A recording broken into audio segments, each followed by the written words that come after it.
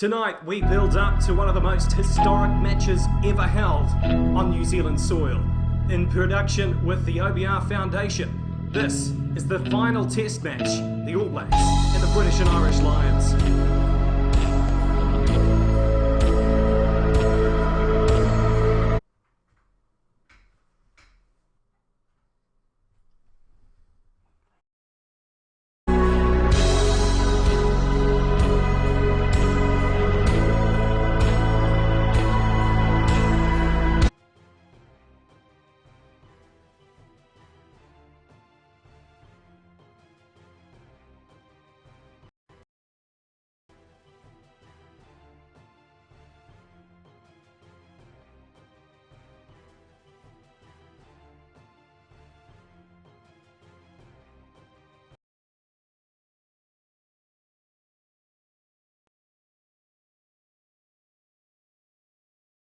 PHL British and Irish Lions Tour of New Zealand with our experts Jake O'Flaherty. Try to the All Blacks! Pete Smith off to Julian Severe's in the corner. Bradley Richardson. Oh yeah, that was a brilliant try by Israel Dag. Didn't actually see what happened, but I just heard the name of who scored and I assumed it was amazing. Ben Brownlee. I can't even speak, I'm just speechless. And Nick Van Bar. Yeah, in the end, brilliant outcome. Follow our social media on Twitter and Instagram.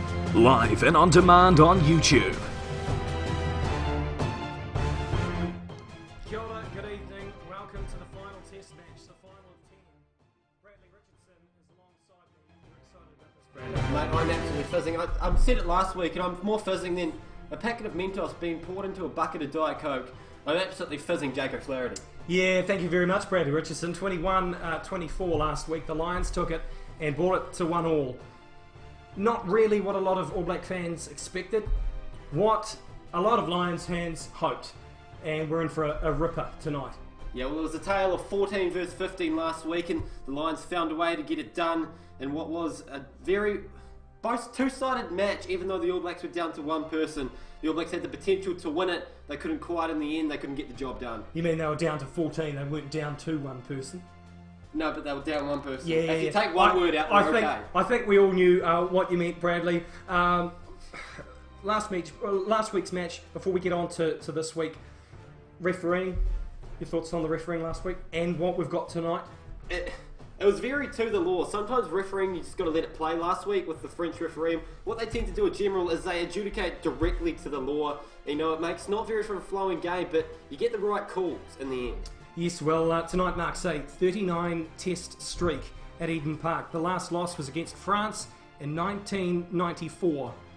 The Lions, they are coming into a coliseum where it's quite often the opponent that gets brutalised. Is it going to be the same tonight? Are we going to see the Lion get the victim in this coliseum? I don't think we'll see a blowout from the Lions, nor probably the All Blacks. It's going to be a tight match, two equally matched teams, and you know, we're in for an absolute cracker of a night. Probably a rice cracker I'll give it to. As you know, rice crackers are good, but not quite too good, as I don't think we'll see too many tries scored tonight. Okay, just to emphasise, we will be crossing to the match at 7:30. We're just doing a build-up show here, and 7:30 we'll bring you the match, courtesy of the OBR Foundation with PYJAMA. Of course, follow us on social media, on Facebook, on Instagram and Twitter. We'll have a bit of a chinwag with you in the chat that's going right now, and of course have a yarn throughout the game and get your comments as well.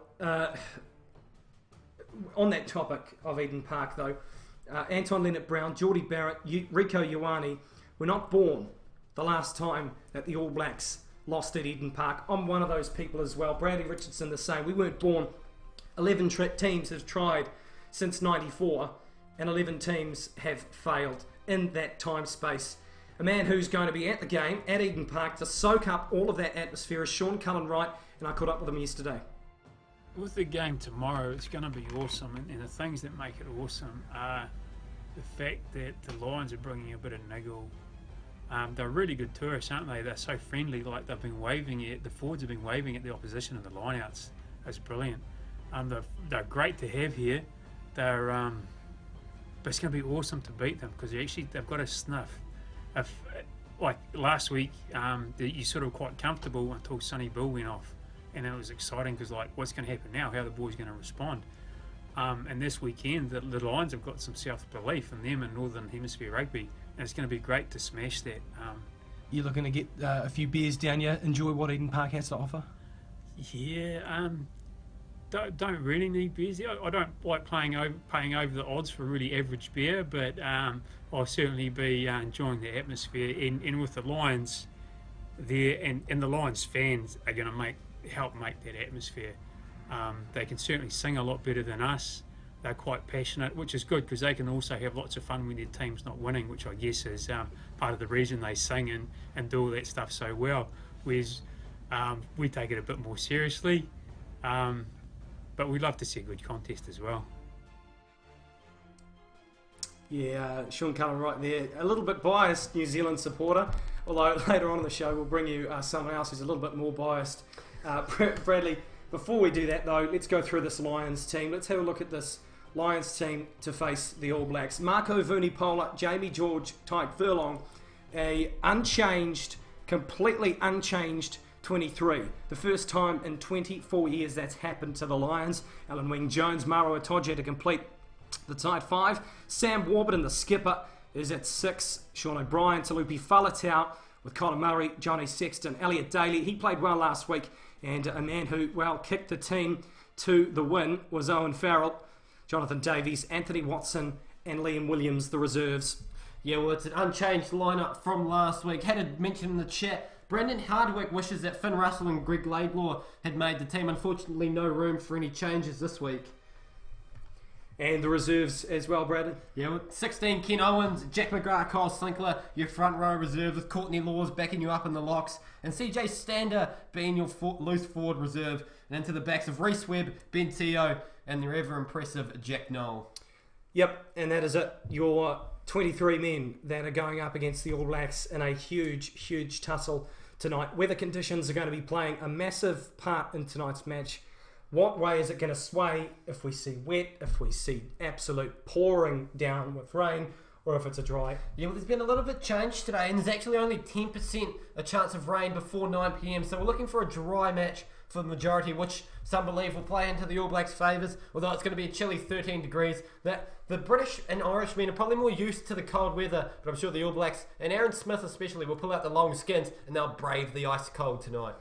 Yep, and look, Kieran Reid, we're going to swiftly move on. Kieran Reid, 100th match, and he'll join the elite club of 7, make the elite club of 7 tonight with Richie McCaw, Mills Miliana, Tony Woodcock, Dan Carter, Ma'ononu, and Kevin Mialahamu. 7 of them have had the luxury of running out 100 times for the All Blacks, something that is dreamt about to pull on the black jersey once, but to let alone do it 100 times. He's a special player, Bradley. Yeah, Kieran Reid, absolute menace on the rugby field. Made his debut back in 2008 against the Scottish side. 4 years later, where he became the first choice number 8 for the All Blacks, taking the place of Rodney Suialo. What a man Rodney was. Should he had a nice haircut on him too. Yeah, everyone loved Rodney Suialo, of course, with the forward pack combo, the loose forward combo, I should say. With McCaw and Collins, but you see what we've got tonight. Jerome Kano, a younger player of Sam Cane, relatively younger, you can say, is in comparison to what his what the predecessor was, and Kieran Reid. Huge moment for Kieran Reid, huge moment for his family, and Bradley, I don't really have anything else to say about that. Are we still talking about Kieran Reid, or are we... You can. I don't. Yeah, well, I actually have another note that he was New Zealand's Player of the Year in 2010. Kieran Reid, quite an understated player. No one really, in the early years, no one really gave him the credit. He kind of just went about his way in a quiet sort of manner. Taking away the accolades, though, undershadowed by the likes of Richie McCaw in his early days. He's really come into his own recently. Of course, captaining the All Blacks now. Shit, he's going to be up for this one tonight. Yeah, well, he seems to snap up some ball like a Korean snaps up a good cat in the neighbourhood. I kind of slightly stole that saying off you last week. It was a very good one at that. We talk about the skipper, but let's talk about the whole team. The All Blacks team tonight. Of course, Joe Moody, Cody Taylor, Owen Franks amidst the front row there. Brodie Retallick, Sam Whitelock, Jerome Kano, Sam Cane, Kieran Reid, as we've mentioned. come together to form a unchanged forward pack. And Bradley, I know you love a good unchanged forward pack. Mate, unchanged fullbacks are the best. You know, they've built up that pressure from last week, and they've really gone through with the changes this week, and they've been able to kick the reserves to the side during practice and get their scrumming down. Aaron Smith and Beauden Barrett, not too much of a surprise there at all, with Julian Severe making his return for the first time in the series. Ngani Laumapi will run out and play his second test match in the All Black jersey, his first start, along with Anton Leonard-Brown in the centres. The very experienced Israel Dag will play at 14, and Geordie Barrett, like Ngani Laumapi, will play his second test, first test start. Bradley, to take you through the reserves. Yeah, well, my favourite part of the reserves. The front row was Nathan Harris coming in for the reserve hooker, White Crockett, Charlie Falmoina, your reserve props, Scott Barrett, Adi Savia covering the loosies tonight, TJ Perenara taking over for Aaron Smith, probably late into the game, Aaron Cruden, and what will be his last ever All Blacks test. Same with Malachi Fekitoa, who rounds out with number 23. A little bit of a strange fact of the last two games. 24 v 21 last week, and then 30 points to 15 the week before. Both matches had 45 points scored, in the game. That's pretty freaky. Are we going to see the same tonight, Brad? No, I don't think we're actually going to see quite improbable. It's probably a 45 over infinity chance we'll see it again, because only 3 scores in rugby aren't exactly possible. As Jake's given me the coin, bit of a side note, this is a coin that's been we believe has been used for the coin toss in every single game of the Lions tour. That explains why I'm late to some of the matches, as I'm trying to find the coin. The All Blacks captain and Kieran Reid and some of the other New Zealand captains have been known to steal the coin from me, and 50 cents is 50 cents. I can buy a lolly bag with this, and I really don't want to lose it. Yeah, look, we'll move on to probably the biggest talking point of this whole tour. And I'll get you to chuck your beanie on, mate, because... I can't actually see what I'm doing, so I'll hold it up. Okay, well, he bought this beanie. I'll put it on. There we go. It's on. Okay, there we go. So, anyway, this tour has highlighted the absolute lack of passion that the All Blacks have for their... All Blacks fans have for their team, and the absolute insane passion that the Lions fans have for that red jersey. I'm going to have to disagree with you partly on that one. Are we allowed to get into a debate here? I don't think it's a lack of passion for the All Blacks. I think it's a difference between the sort of fans you get with the Lions and the All Blacks. All Blacks fans, New Zealand fans in general, they love to go to a game and analyse what is going on. Really take it in. Because otherwise they'll just sit at home and watch it. Lions fans, they go for the atmosphere and they try and get that stadium rocking. You see it also with the other sports in England, soccer and stuff, and all the chants. Different countries, different continents lead to different sporting experiences for those fans. Yeah, well, the Omaro Atoje chant has now been ripped off from the Waisaki Naholo chant. Look, tonight is going to be... I said in the car to Tiamutu, we went and watched Tiamutu Rugby Sports play Morrinsville Sports in a bit of a humdinger at Albert Park today. And we were saying in the car that, look, the fans are going to play a big part in tonight's match, and Eden Park, in my opinion, I think it's going to be probably the biggest and most insane electric atmosphere that Eden Park has ever seen. And yes, I know that there has been 2 Rugby World Cup finals there, Bradley. Yeah, Eden Park, absolute fortress of New Zealand rugby. All Blacks, of course, I would like to refer to it as the Garden, not the Eden Gardens, not the Garden of Eden where Adam and Eve were, although there's actually no All Blacks called Adam anymore, so it's kind of a little disappointing on that front. I'd like to refer to it as a stronger fortress than Berlin was during the World War II war. It kind of didn't make sense because I said war twice. Jack, you know a lot about World War II, being a history man yourself. Yeah, I know, and of course a man who loved his history was Sean Cullen Wright, someone we talked about just before. And we'll get to another Sean. We call Sean Cullen Wright Happy Sean, and this next one Angry Sean. You'll see what we mean by that if you stick around. Last week, 39,000 at Westpac Stadium. That was an insane atmosphere. It was electric, I can tell you that. But this week, almost 50,000. Look, it's going to be palpable. Mate, well, Eden Park, crowd's so close in on the field. They really surround it. They create sort of like an atmosphere you don't find in any other sort of sport. Rugby, it's a unique beast, and that's why we love it. Well, if you're in the Northern Hemisphere, you say that the home of rugby, the spiritual home of rugby is Twickenham. If you live in the Southern, you sort of say Eden Park is. We talk about passionate fans. but there's none more so than Sean Healy. Please, when you watch this, just bear with it, because I know he says a few things that might rile you up if you are a Lions fan. Bit nervous ahead of tonight's big game. I am, Jake. I'm very nervous. I think this is probably the biggest Test match the All Blacks have played since even the 2011 World Cup. I think 2015 World Cup, we were probably going to win against Australia. I think that was pretty obvious. The 2011 obviously was a big drought of us never having won, and this feels like that. This feels like it's got that kind of tension. All of us in New Zealand realise that where the conditions would favour the Lions, particularly with the kind of filth that they're bringing right now against Aaron Smith and against Beauden Barrett. I mean, Beauden Barrett's head's obviously been a target. They've decided that it's fair game to go after him, and I think weather will allow them that kind of stuff because his pace won't be able to negate that. Obviously, Vunipola loves to get in amongst it in that wet weather and cause havoc, and Sam Warburton loves to grab guys' ankles and stop them from getting access. So that kind of stuff, the filth will come from the Lions, I believe. I think the Lions are a fantastic rugby team, and I do enjoy the fact that they've actually brought a little bit of tension to New Zealand rugby. But generally speaking, I think the Northern Hemisphere plays with filth. I think they don't have that kind of skill level and that kind of pace and that kind of stuff. So they use filth and they use cheating, basically, and French referees to win. Do you think that's slightly rich, seeing as though what we've seen through Sonny Bill Williams' active thuggery at the weekend? Yeah, Sonny Bill Williams is unfortunate and absolutely deserved a red card, but so did Vunipola and so did Sean O'Brien. But funnily enough, French referees only noticed the New Zealand players doing stuff like that, and despite the fact there was 8 pairs of eyes if you count the TMO, nobody picked up on the fact that the Lions were the most filthiest I've ever seen of any team ever play in New Zealand. How's your heart rate at the moment? Very high, very nervous about this all. I hope that you fellas or fellowesses enjoy this game. I hope that you love the fact that the All Blacks are going to win, and if you're from the Northern Hemisphere, I hope you see running, fantastic, skillful rugby. Yeah, well, he's very animated, and look, that probably doesn't do very much good for the New Zealand public and their sort of thoughts on Lions players. It's very similar coming from the opposite. So let's say that these two teams, they don't really like each other, Bradley.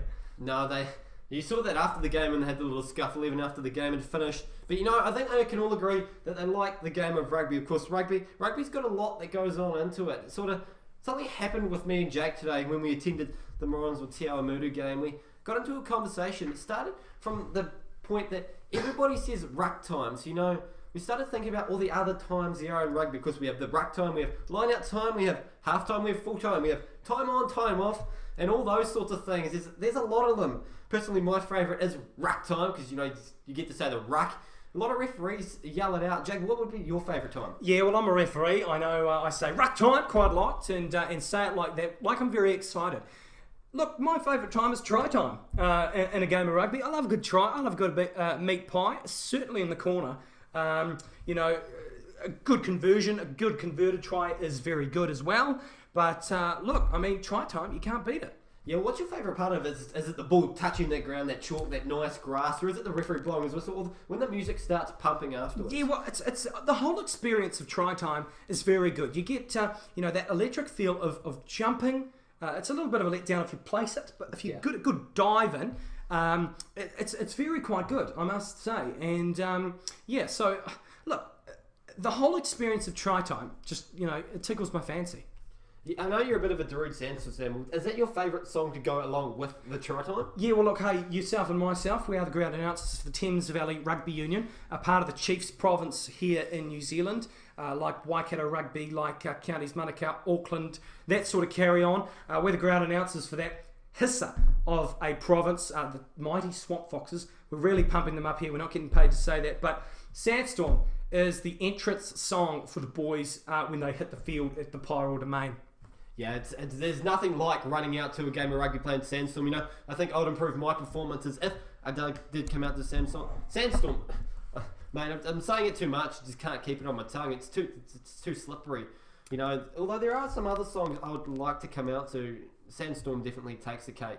Look, you mentioned the word slippery. Someone who's as slippery as a snake in wet grass is Ben Brownlee. He's overseas along with a number of other of our men. So we're going to check out with them and see where they are around the world. Hey guys, best of luck for the game tonight, eh? I think the Lions are going to win by 1 point, but hey, let's see how the game goes. All the best. Hey guys, Toby here reporting in live from Kuta. All the best tonight for PYJAMA and go the ABs. Yeah, g'day boys. It's a bit dark and windy out here, but we're here in the Gold Coast, lovely and lit up. All the best for the call. Sup fellas, here in Water, the Netherlands. I think it's going to be a bloody good game tonight, around 30 all, so yeah, hopefully it's going to be a bloody pearler. Yeah, how's it going, guys? Ben here, reporting to you from Melbourne. Have a good call tonight, lads. I'll be listening. By the way, I'd just like to add, Australia is still shit at rugby. Yes, well, all our men around the world, they kind of deserted us and decided to watch the game in pubs where they are around the world. Although on Bradley's exit of the country, he caught up with Fumiaki Tanaka. Corbin, can you chuck that up? Look at that, Bradley. He's a hell of a man, isn't he? Fumiaki Tanaka and our very own Ben Brown, he commentated last week. That is a hell of a photo. Well, someone said, if you Ben, you know, sometimes we feel the same way, but we can't not be impressed by the fact that he's found Fumiaki Tanaka, the southern man, the Highlander. I agree, but the same man who said, if you Ben, said Thames Valley is shit. So a little bit, I don't know what to think of you. You started off bad, but now you're really coming into your own, and I think I like you. It's fever season around the country in New Zealand, Bradley. We're battling ourselves. Oh mate, I'm struggling. My hair's a mess. I can't speak properly when I get sick. My nose is blocked. I'm getting an itchy body all over. Shit, it's just not a fun time. Liam Collins is in the chat as well, Bradley. Special message for him. He's liking the video now, of course. Liam, a friend of ours from school, rugby fan himself, I presume. You know, have a good night, Liam. Enjoy being 18 now. Enjoy being able to buy that beer and watch the rugby tonight. Yeah, well, our time with you is coming to a close as we draw near to this third test match, the decider of the All Blacks and the Lions. Before we do so, Bradley, predictions. How is this game going to go?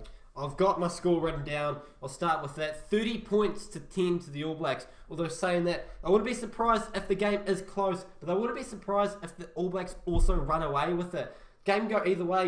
You expect the All Blacks to come out a lot better than what they were last week. A lot more disciplined. I think we're going to get a better match. I think we're going to get a more exciting match. The fans are absolutely going to live it up at the Garden of Eden.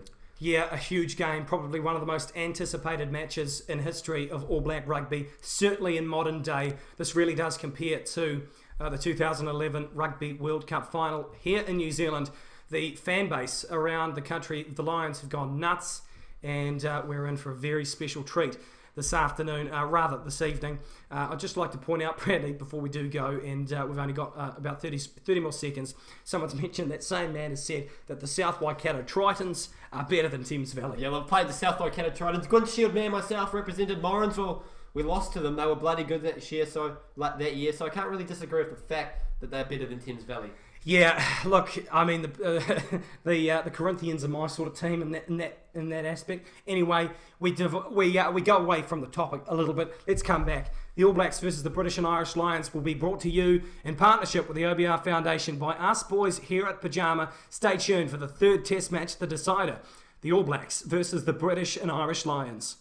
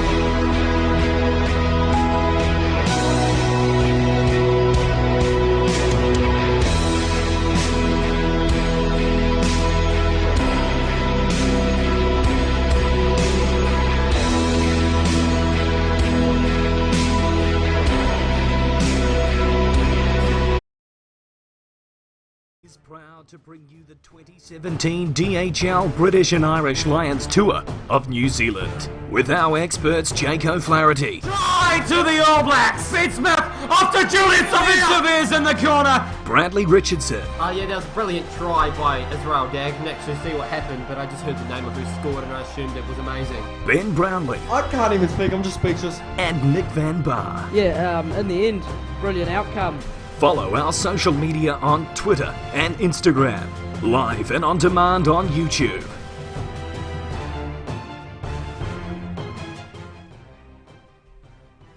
Tonight, the greatest touring team on the planet faced the champions of the world in an amphitheatre where winning is harder to find than Osama bin Laden. The All Blacks look to continue their 23-year streak as I sound drunk at the venue, as well as shut down a confident opposition's dreams of a second Test Series win.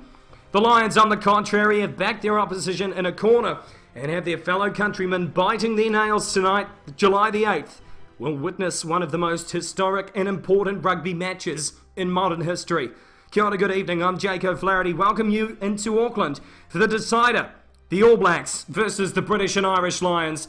Bradley Richardson, you'll take us through this All Black team. Yeah, it's going to be an absolute belter of a team. As the team as well, the graphics for the All Blacks team is displayed. Corbin, if we could get onto that, he's quite busy. The All Blacks team, please. There we go. Boom shakalaka. He's going to put it up. The button, the fourth button. There we go. It's boom. Up. We'll go through the front row first. Joe Moody, Cody Taylor, Owen Franks, Brodie Retallick, Sam Whitelock, the locking pair. Sam Kane, Kieran Reid in 100th Test, and Jerome Kano on the other flank. Aaron Smith, Bowden Barrett, your halves combo. Julian Savia, Israel Dag, your wingers. Ngani Mapi in his second ever Test with Anton Leonard-Brown midfield. Geordie Barrett, the surprising selection at fullback. And into the reserves, Nate Harris, White Crockett, Charlie Falmuina, my favourite forward reserves. Scott Barrett, Adi Savia covering the flanks. TJ Perenara at halfback. Aaron Cruden, Malakai Fekitoa playing what may possibly be their last Test matches. The Lions, on the contrary, with Marco Vunipola, Jamie George, Tyke Furlong, Maro Itoje and Alan Wing-Jones in the tight fives, Sam Warburton, the skipper, with Sean O'Brien, Talupi Faletau unchanged from last week, along with the whole team. Connor Murray, Johnny Sexton, with Elliot Daly, Owen Farrell, Jonathan Davies, Anthony Watson and Liam Williams, rounding out the full team. Of course, Ken Owens, Jack McGrath, Kyle Sinclair, the reserve front rowers, Courtney Laws, CJ Stunder, Reece Webb, Ben Teo, and Jack Noel rounding out the whole team. Bradley Richardson, the referees. Yeah, ref tonight, Romain Poit. That's conscientious for some people. Jerome Garces, Jaco Piper on his flanks with the flags, and George Ayoub, the Aussie, taking the TMO duties tonight. Of course, we get a good shot of Romain Poit. He hasn't tucked his shirt in this evening. What does that mean as a referee, Bradley? Oh, mate, he's ready for business. He knows he's going to be sprinting from kickoff, so what's the point in tucking it in anyway? Yeah, too right.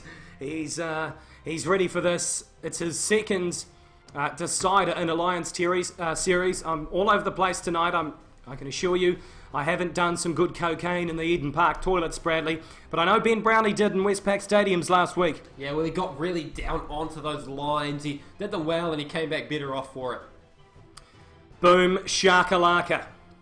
Romain Poit puts his arm in the air, blows his whistle. Eden Park is going off, and Johnny Sexton kicks it off and gets us underway. It goes down the right-hand side. They decide to go it from right to left on our screen. And goes down to the All Blacks. Smith holds it at the back of the ruck, and Box kicks it, and that'll go near the touchline. And it looks like he's actually taken it out, has Liam Williams, Elliot Daly rather, and I think he has. And he hasn't really known the laws very well. I believe it actually might have been Anthony Watson, and the All Blacks will get the throw to the line out. I think he named every other player that it was, because it's actually Liam Williams, because Elliot Daly always wears the white long skins. It looks as though Liam Williams actually jumped into touch after he caught the ball. Not really good from him. Not a great start for the Lions. They would have been hoping for a start like last week. Yeah, definitely. In the first line out of the match. 1 minute gone in this one. And taken back. And big crash ball by Ngani Laumapi. And here we go. Fires it to the backs. Bowden Barrett takes it down, and he's smashed by the number 8 of Talupi Faletau. Penalty to the All Blacks for hands in the ruck. On the 10-metre line, this is what they need in the first 2 minutes.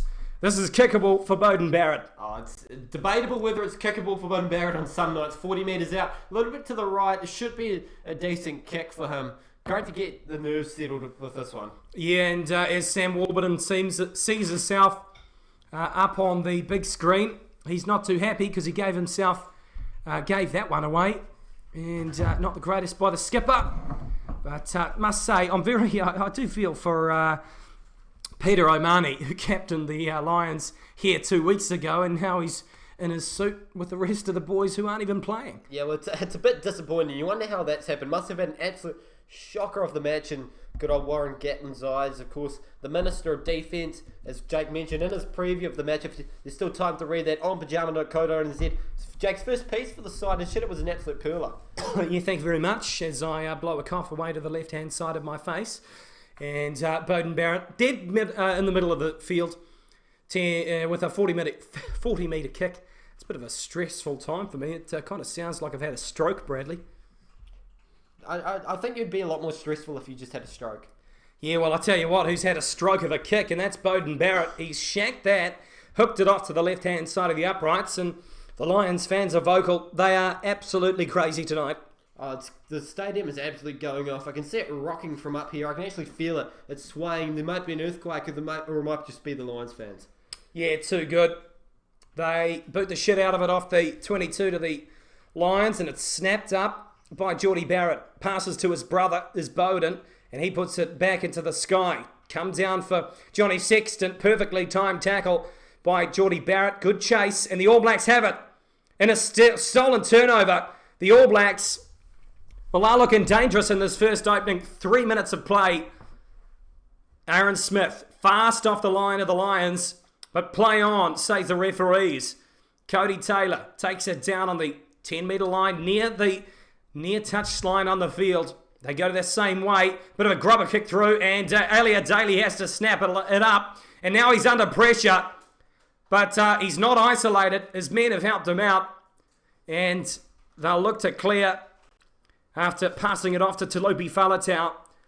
They mount a good platform to exit here, and a box kick looms, and he does it. Does Connor Murray. Puts it up, and a relatively good kick by Connor Murray, and puts it into touch for the second line out of the match. Would have been hoping for a bit of contact onto the foot. Didn't quite get it right. A little bit to the shanked it, so it didn't get quite the distance he was hoping for. We take a look at the first shot of the night. Surprisingly not Lions fans. They had a beer in their hand, though, did some of these ladies. Is Wag Watch making a return anytime soon, Jake? Yeah, I remember Wag Watch was a big moment of ours. We'll bring it back after we can talk about that the next break as we carry on. The Lions on the defence. Bit of a show and go. Beauden Barrett fires it off to Julian Sevilla, and he loses it forward. Oh, God, my heart's in my mouth there, because that could have been absolutely a pearl of a try, and send Julian Sevilla to be the second most points try scorer, rather, for the All Blacks.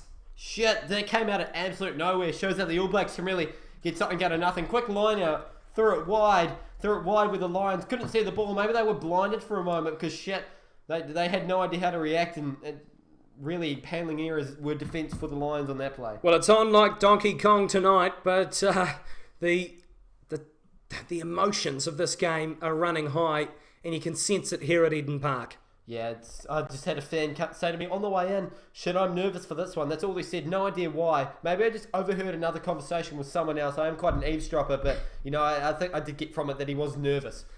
Yeah, the spiritual home of southern hemisphere rugby is Eden Park, and it's a pearler of a stadium. Wag Watch, though, Bradley Richardson, your favourite segment of ours. Yeah, of course, WAG standing for Wives and Girlfriend. It's when we really go to a sports game, and we spend most of our time looking out for the hot wives and girlfriends of the players, because shit, there's some pearlers of them. Almost as good as a pearler as a match we're expecting tonight. Amen, sister. And look at this crowd, Brad. Before we pack down the scrum, talk us through this insane Red Sea. Mate, you see it everywhere. I'm surprised Moses isn't here parting it, because it's more red than the actual Red Sea. Amen to that. Well, remain Quite strange seeing a referee without his shirt tucked in, and looks a little bit unofficial. You know, you could say it's official as a referee with a whistle, but you know, that's true to an extent. But he hasn't tucked his shirt in, so maybe we can't say it's as official as a referee with a shirt tucked in, Brad. You know, just it's like socks up. You aren't official till you've tucked that shirt in and you've pulled your socks up. Amen. You've got the garters on the socks as well. Oh, I used to as a primary school kid. Yeah, Dame straight. Now, the third attempt at setting the scrum. Conor Murray slowly squats down. And the All Blacks have a little bit of dominance. Actually, it's a lot of dominance, but they managed to clear it to the Lions inside their 22, their own territory. Romain Pointe gets stuck in the midst of players, but it's box kicked out. And we'll have another line out. 7 minutes gone in this one. Still nil all. Yeah, it's been all territory for the All Blacks so far. They've stayed camped in the Lions territory, Lions half, and they've really set up a fire. And as that throw goes over the top, lost forward by the Lions in the end, but will play on. Damn straight, they quickly whip it along, and the ball's loose. But they're going to play on, says Romain Pointe. A little bit of a jink and jive by Israel Dag. And he takes it down after Sean O'Brien scrambles upon him. They fire it left. Ngani Laumapi, bit of a tongue twister that one when you want to pronounce it right. Out to Cody Taylor on the right wing. And it's fired back. Left wing, rather. I'm all over the show tonight. I promise you I haven't had any alcohol, although I may have been spiked by my mother. She tends to do that sometimes, just to get me in a happy mood. I'm happy for this one, though, and lost forward by the Lions. And we'll have a scrum just near the 22. A little bit of frustration there by Conor Murray, but to the delight of the faithful All Black supporters here at Eden Park. Yeah, it's been quite a scrappy one so far. Both teams having a little bit too much butter on their toast for breakfast. They've started this match like more stressed out than a stray cat in a Korean neighbourhood. Yeah, we talk about ugly players from time to time. Joe Marler's probably up there, don't you think, Bradley? He's not playing tonight, but he's still in this team. Yeah, he's a part of the Lions squad, of course. Probably playing his last match for the Lions. I don't think he'll be around in another 4 years, but shit. He's got a horrible haircut and the tattoos to go with it. They just are not a good match. Yeah, well, he looks like his face caught fire and someone tried to put it out with a track shoe. And, but unfortunate for that one. That's a hell of a statement. Too good. The scrum sets down, crouch bind set, it goes to the ground. We'll have a reset. That is someone's face, not an arm. The scrummaging awareness and knowledge that French referees have are probably the best in the world, in my opinion. The Frenchmen know their stuff about the scrum, and a little bit sour grapes after last weekend. The New Zealand public, if you have listened since the comments of Sean Healy in our build-up comments, you may have seen the sort of the biased New Zealand public view of French referees once something goes wrong.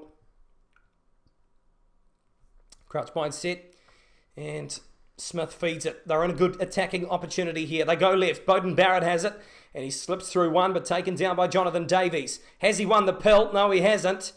And an impossible jackal there. Quick ball, and it's intercepted by Maro Itoje. And Brodie Retallick snaffles him up. Goes to ground, but the Lions work it left now. Grubber kick through. In fact, chip kick through, but it's on the full by Owen Farrell. Well, Mr. Fix-It has cocked that one up right truly. In 10 minutes gone, the All Blacks are showing the pressure that they can to this Lions team. Yeah, well, they're mounting an attack on the Lions, much like a jockey would at the America's Cup. Shit, they're really riding this horse well tonight. Well, the All Blacks are busier than a two-dick dog at a bitch fest as the line-out comes down. And in fact, it's the Lions who have a bit of a tussle off the ball by Wing Jones, Alan Wynne Jones and Brodie Retallick. Box kick and superbly taken by Elliot Daly. And now the Lions are on the attack at a good field position. They fire it right, and Ngani Laumapi takes the legs of Liam Williams greatly. But the Lions have their best field position of the match. Murray fires it to Sexton, off to the number one, Marco Vunipola. He's very lucky to be playing this match tonight. Firing it left again. Over the ball goes Israel Dag, but blown off by Alan Wynne-Jones. Vunipola has it in his hands again. Midfield, about 30 metres out from the line in All Black territory. 7th phase now, the Lions. Murray works it back to the left-hand side. Wrap around, Johnny Sexton goes for a dart. But Sam Whitelock's over him. Nearly forced a turnover as well. Vunipola, Itoje, he's got an overlap, but can he work it back to Itoje? 10 metres out, the Lions. They're looking dangerous, and they're showing some ticker. Once more, Vunipola can't be held up by Kano. Again, the 12th phase now. He goes for a dart as Tyke Furlong. 5 metres out. Itoje leaves it to Marco Vunipola. 13 phases have gone by.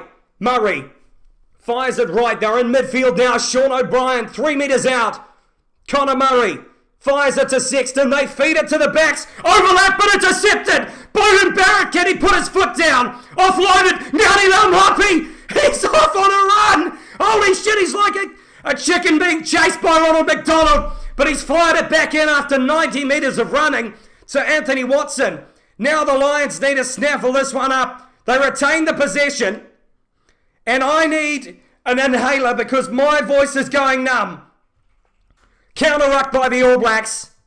But the Lions retain the possession. Brad Richardson is about to come through here very shortly and just go nuts because oh my God, the Lions 10 metres out from their line now in All Black territory. 5 metres out. They need to clear it and restore some sanity to this goddamn game. The crowd went nuts when the intercept happened. Connor Murray box kick, and that one's going into touch, and we're not in a hurry to get going again.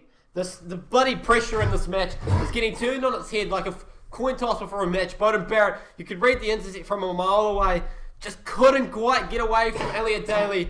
Elliot Daly showing some real pace to get the fire of Bowden Barrett down. Gives it off to Ngani Laumape, and Ngani Laumape couldn't quite get there in the end. The All Blacks off the line out. Back to Bowden Barrett. Penalty advantage for high tackle off the first phase. And they're in midfield. The Lions really in contrast to where they were 2 minutes ago. Overlap on the left side, but they don't use it to the All Blacks. Start slowing it down. And to look to shove it off to Joe Moody. Tries to milk a penalty, as any good halfback does. Aaron Smith. Too smart as Romain Poit. Disruptive ball. And cross kick by Bowden Barrett. It's up to his brother of Geordie. Back inside, try time! It's Ngani Laumape! And you wouldn't read about it. Geordie Barrett brilliantly knocks the ball to Ngani Laumape to score a try in the corner after a beautiful cross kick. These two men were the talk of the town throughout this week. Are they good enough? Bradley, they've put together the first try of the match. Yeah, it was pure placement by Bowden Barrett. Perfect kick for the skyscraper of Geordie Barrett. Knocks it back in from going out into the hands of the arriving Ngani Laumape, and he gets his first try in his second ever test match. That is outstanding, but the height of the 6'4" beast Geordie Barrett, could it be two better people to put that try together? Oh, they've really silenced some critics already, have they? They came into this match. A lot of people are not happy Geordie Barrett was a vac starting. Same with Laumape, but I think they're the best for the job, and they've shown that so far.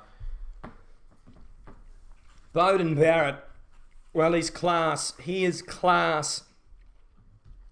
He scored 36 points in the series so far, and it puts him 5th on the all-time All Black point scorers versus the Lions. And Barrett needs 47 points to go to first spot, although Bradley Richardson, unfortunately, Romain Poit, if you can take that 5 points off the scoreboard, Brad, because the try's not been given yet, and Romain Poit is a little bit, he's thinking what the hell's going on here. We're going to the Team O, and George Ayub, first call of the match. Yeah, well, they think they're looking for a knock on here from Cody Taylor. Didn't think much of it when it first happened. No, I don't know if they quite know where they're looking. Talk us through it, Brad. Yeah, well, what's going Aaron on? Smith off the back of the ruck. They go forward. Maybe they're looking for an offside. I have no idea what the heck they're looking for. It's gone into slow motion, so it must be something around here. Straight back in from Geordie Barrett. It looks fine to me. I haven't seen anything wrong. Yeah, short call. Try stands, and they're pretty happy. The All Black faithful. Beauden Barrett about to try and convert the try that his brother and himself assisted with. But yes, as I was saying, he needs 47 points to claim first spot of the all-time points scorers against the Lions. Bit of a hard kick here for him, and he's fourth on the most test points for the All Blacks, behind Grant Fox, Andrew Mertens, and of course Dan Carter, who scored a ton of points. Big kick here, Brad. It's Beauden Barrett's absolutely slotted it right over the black dot, and that extends the All Blacks lead to 7 points. Lions not quite finding their feet just yet, besides that one strong attacking play. All Blacks really been on top of them so far. The Lions have never won 2 consecutive tests versus the All Blacks, and with that puts the All Blacks at a buffer. 7 plays 0, and Eden Park, well, it's split like the Red Sea, and I use that analogy, that simile rather, because the amount of red here is amazing. Sexton to get us underway. Very quick off the kickoff was Elliot Daly, but the All Blacks have it. No pressure put on there. They've made a few metres. They're on the 10-metre line now, the All Blacks. Box kick and a good chase coming from the wingers. Israel Dag takes it down, loses it backwards, and now claimed by Maro Itoje. Vernie Polar, and fires it to Warburton. He knocks it on, and then now off on a bit of a run is Connor Murray. Taken down, and he gets up quickly to continue playing and passes it way down. A few phases later, we're at Marco Vernie Polar again. Over the ball goes Kieran Reid. Can't force a turnover. In his 100th match, Kieran Reid. Backdoor, Jonathan Davies. Grubber kick through. And Elliot Daly's on the charge. But Beauden Barrett's going to have to snapple it up. And he has to run into touch with 10 metres to go to the line. The Lions have a perler of an opportunity here. But the AR's on the field, and I think we might be going to the TMO. We're seeing some foul play. Something's gone on here. It's probably another high shot that wouldn't surprise me. Jacob Piper's explaining, oh, we're looking for a no-arms tackle. Who was it by, Jake?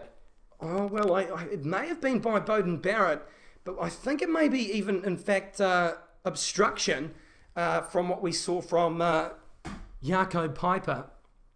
And Romain Poit tries to look around, sees himself on the TV screen. Look at this.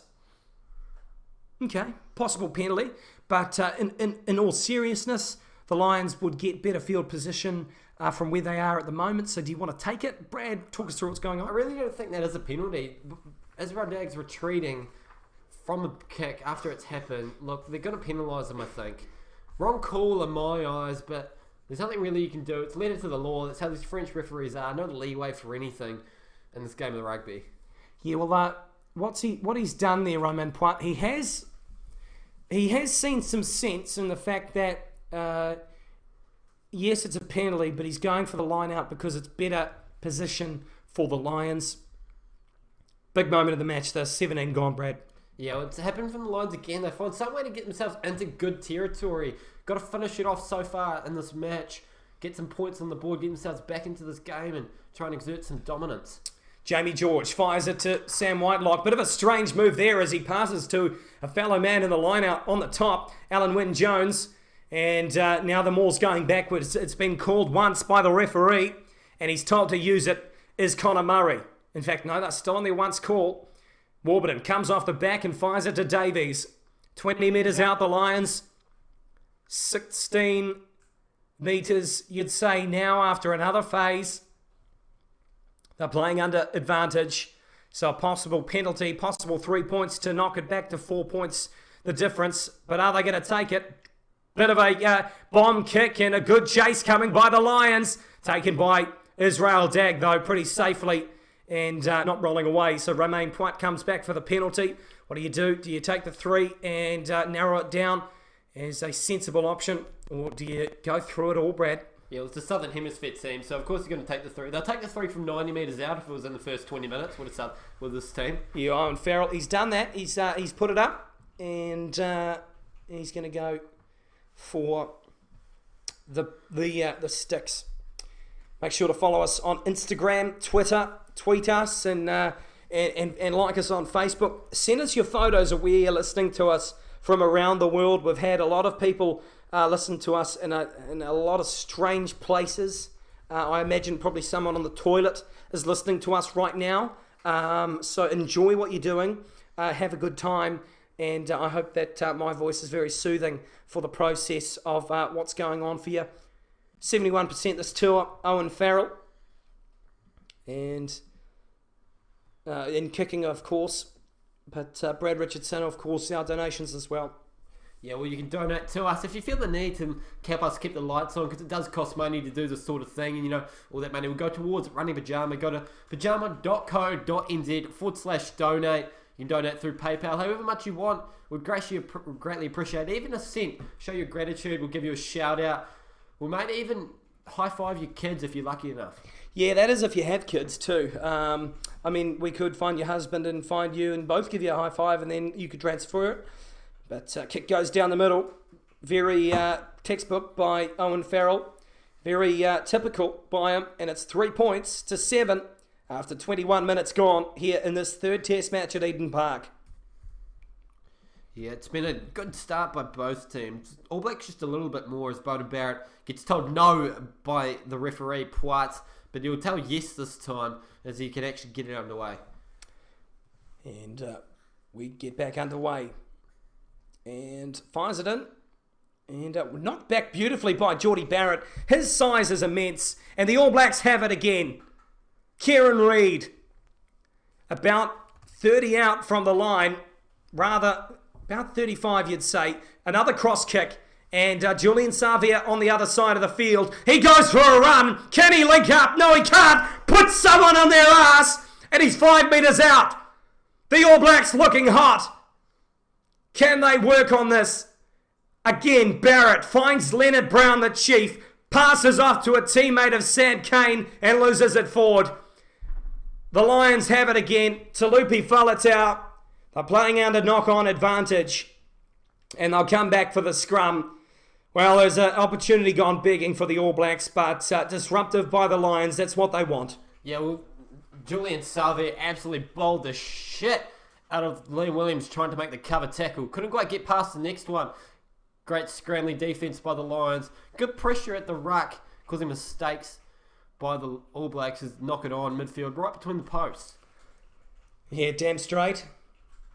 And I tell you what, Bradley, as we pack down the scrum, I'm going to put a story on our Instagram.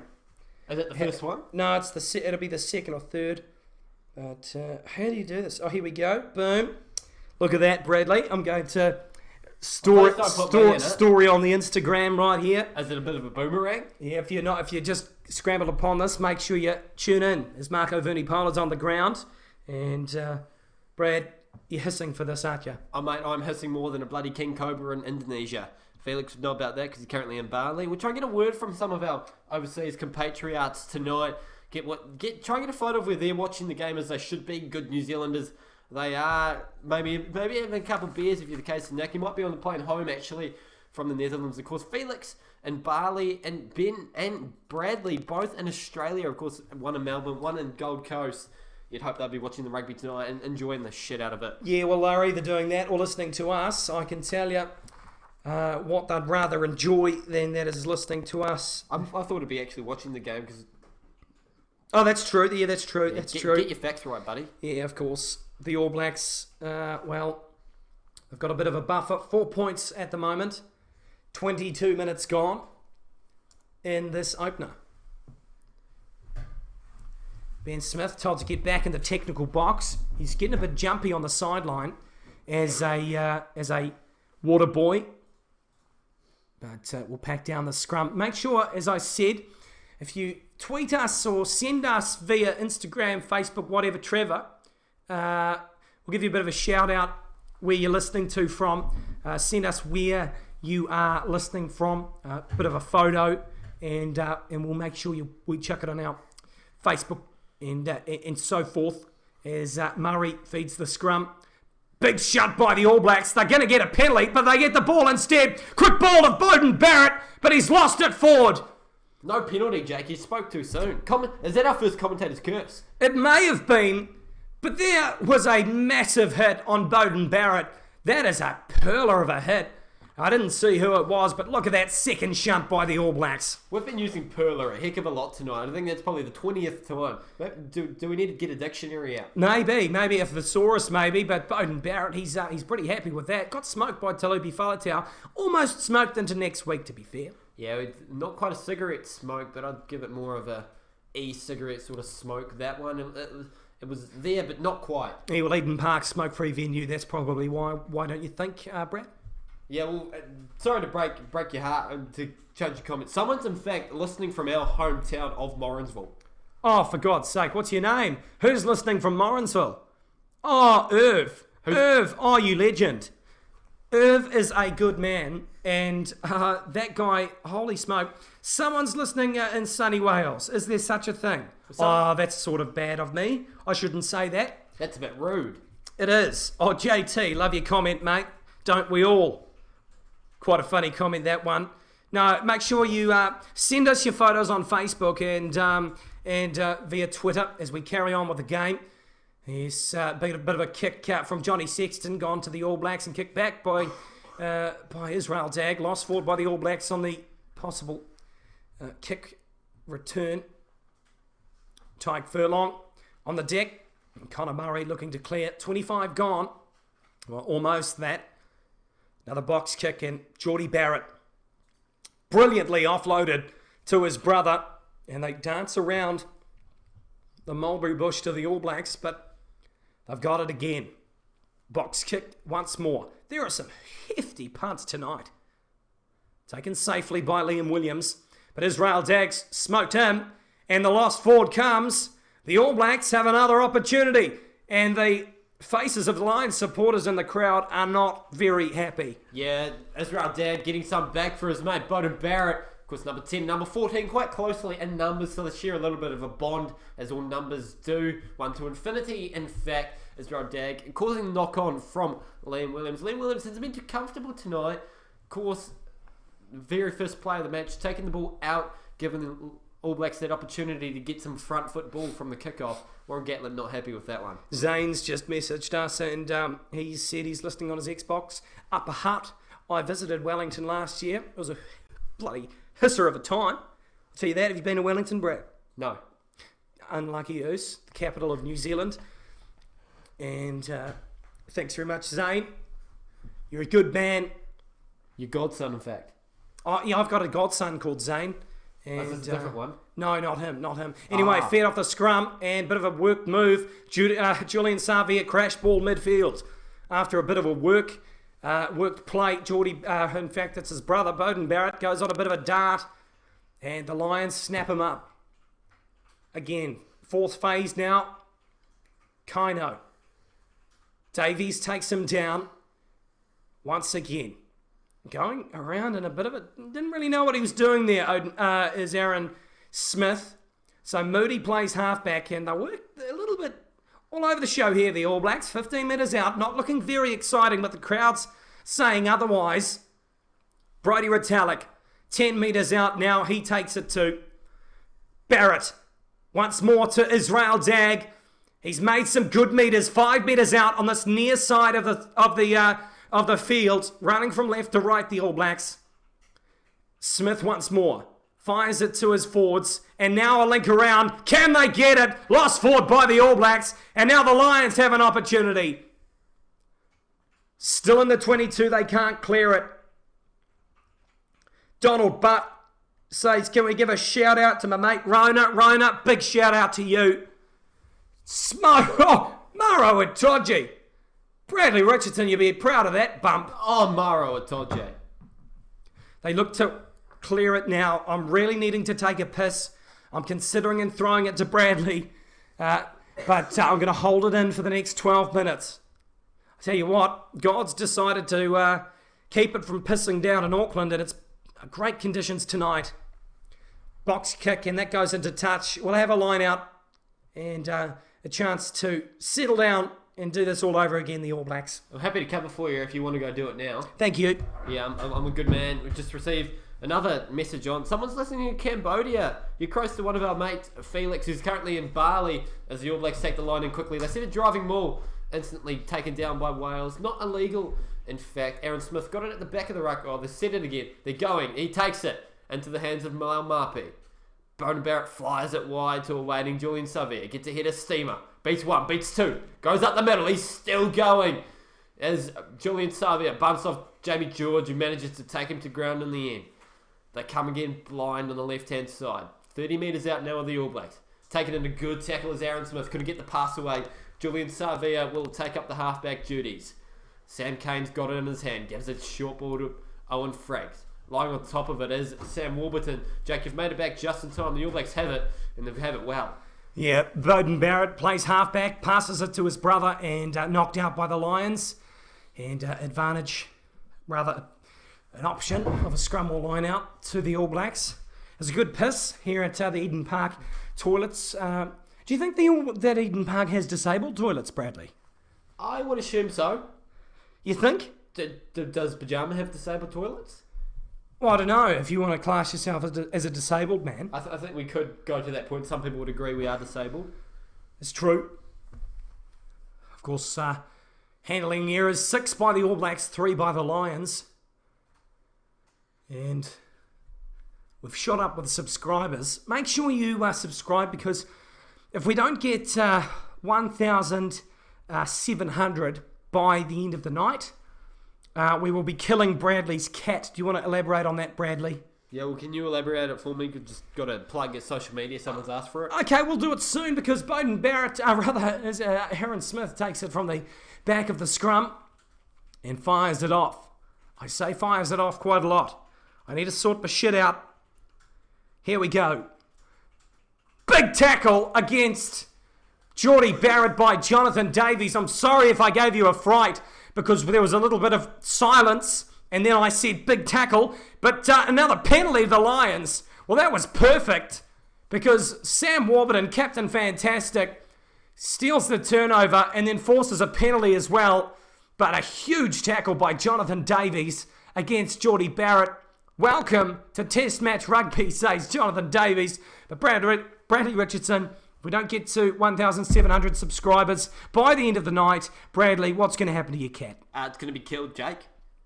Why? Where is it? What's going on? It's currently, as we've told before, it's currently in a segment down below my house. We dug a special hole for it, and it's living in there. It's well fed, well furbished. You know, it's in good living condition, so we don't really want to put that to waste. We want this cat to be alive. We want it to be safe. I love my cat. It's a ginger cat. Jake, can you ask me what its name is? Its name is Keith, isn't it? I told you to ask me. Oh, sorry. What's its name? Oh, it is Keith. Oh, okay, right. Okay, gotcha. Oh, that's pretty good. That's good to hear. Very good to hear. And thanks, Zane. Zane says he's subscribed. He says via Instagram. Shot Zane, you're a GC. And what's going on? They take it quickly, the Lions. And that is insane. They take a tap and go. Well, the All Blacks weren't ready and made 20 metres. Now they're on the attack, but they're working back to where they were. Sexton, Itoje. He was smashed by the New Zealand Herald earlier in the week for his performance in Wellington. 2 men are down on the ground, and that's not looking good for their futures, because shit, they look like they're bloody paralysed after a big collision in midfield. We'll confirm that very shortly as the Lions look to carry on. Davies on the far side of the field. Cut ball with Anthony Watson. Now, over the ball go the All Blacks. Is it a turnover? They play on, and the All Blacks penalised for that because Anton Leonard-Brown's offside. Tyke Furlong says he's an idiot for it. And Anton Leonard-Brown tries to justify it, but we've got 2 men on the ground in very, very morbid-looking states. Kieran Reid, one of them. Yeah, that's not good for the All Blacks. Time's off, and Romain Poit is going to have a look at them. They're both looking very, very bad. I'm suspecting a head clash. Sean O'Brien getting up very gingerly, looking much like Keith the cat. Oh, separate incidents, in fact. Kieran Reid come and smacked his head right on the arm of Anthony Watson. Oh, it's gone shaking back. Surely that man is concussed. Well, that is not good. He's been knocked into next week, has Kieran Reid, but also Sean O'Brien, his shoulder, in 2 separate incidents, as Bradley said. And of course, they gingerly get up and sort themselves out, but looking a little bit worse for wear. Nonetheless, we have time off, and Kieran Reid rejoins the fray, and continues in his 100th match for the All Blacks. Only 7 other men reaching that feat, with the likes of Mills Molina, Jimakua. Who else was there? Ma'anonu, Kim Milamu, Dan Carter. I don't know who I've said and who I haven't, so I think we've covered them all now. Oh, okay. That's good to hear. Shit, look at our rugby knowledge. We're on fire tonight. Oh, it's good that the commentators know what they're talking about. A little bit more than some other TV stations. Let's be real. Follow me on Twitter too. I'm Jacob O'Flaherty, JAKOBOFLAHERTY, if you didn't know how to spell it. Brady Richardson, you're on Twitter too as well, and Farrell looks to shape us up this kick. Oh, it's straight through the uprights. Lions move to 6 points. Finally get some more points on the board. No tries just yet, as it's quite obvious to see, but we're looking good so far. Yeah, well, 6 plays 7 as the scoreboard changes, and 1 try plays none. But it's 1 point the difference. Beauden Barrett to get us back underway as Sean O'Brien. Adrenaline's a good painkiller, and I think that's happening for him. Yeah, 2 right. 7.5 to go. Taken down, and a good take by, I think it was Alan Wynne-Jones. In fact, it was the very mobile Liam Williams. He played well 2 weeks ago here. He played decent last week too. Back to Johnny Sexton. He puts boot to ball, and that surges into the All Black half. Bumped off was Geordie Barrett by Owen Farrell in a tackle of that chase to the kick. Fired back into the 22. Not safe to go out on the full, but he kicks it down the middle of the field, does Beauden Barrett, and bounces into the hands after a wee while to Johnny Sexton. Rumbles it forward. Murray works it to Jamie George. And disruptive are the All Blacks at ruck time. We talked about our favourite times of the game. Ruck time was Bradley's favourite time. My time that I like is try time. And kicked. Big kick. Not very good one, though, by the Lions. They have the ball again after a superb take by Anthony Watson. And here we go. Owen Farrell. Take it down once more. Owen Farrell gets the offload. Rather, it was Johnny Sexton, but ball's gone to ground. Here we go again. Connor Murray with 6 to go in the game. Brilliant the Lions are, and we've had a first half that has been absolutely superb. But 5 to go in that half. Another Lions player down in backfield. Yeah, that's not good for them. They're looking worse for wear, but they know when they come for a rumble in the jungle at Eden Park, they are going to get battered as the 9th phase looms. Penalty to the All Blacks, and it's a great turnover. The All Blacks, well, they were able to shift that around. Johnny Sexton, Bradley, he's not looking in a good shape. Yeah, well, there's a priest in the crowd. Maybe he needs to come onto the field and give the Lions player some attention. Aaron Smith looks to take it quickly, but doesn't in the end. A little disappointed he's not wearing the long sleeve skins tonight. That was one of my predictions before the match. Yeah, well, Elliot Daly's doing it, so the long sleeve skins. Not that cold in Auckland today. Romain Pointe, he's not got his long sleeve skins on, and he's kind of famous for his long sleeve skins. Ben Brownlee actually touched on that last week. He said, of course, the Romain Poit. He sort of looks like the rebel in school, you know, the guy who doesn't really apply by the uniform code. A lot of people don't apply by the uniform code. Sometimes they wear the wrong shoes, they wear the wrong shirt. But tonight, Romain Poit, he doesn't have his shirt tucked in. He's not wearing the long sleeve skin, so he's probably having, still that rebelness about him. Do you think maybe World Rugby has given him that uniform pass for the night? Maybe, I think so. World Rugby must have given him the permission slip. His mother must have had to write him a permission slip. Yeah. A note. Do you think he forged the signature maybe? Oh, well, I've done that from time to time as we take a little bit of a look at Beauden Barrett. Look what he's done today, Bradley. He's been outstanding. Oh, he's been electric. That intercept at the start of the match could have been so close if Liam Williams didn't make that tackle. Laumape not quite having the pace, but this cross kick to his brother of all purple, back into Ngani Laumape, the first try and only try of this match. Shit, it was perfect. And Beauden Barrett been on fire with the boot tonight. Yeah, he's a superb player, is Beauden Barrett. Tonight, 2 points, 11 runs, and he's made 59 metres off it. And a try assist as Johnny Sexton, his opposite, is still getting attention. This is not good for the Lions, but nonetheless, they are still competitive, Bradley. Yeah, Lions, they haven't come out and played like the last week where they really had some good opportunities early. Had a couple this match, been shut down well by the All Blacks.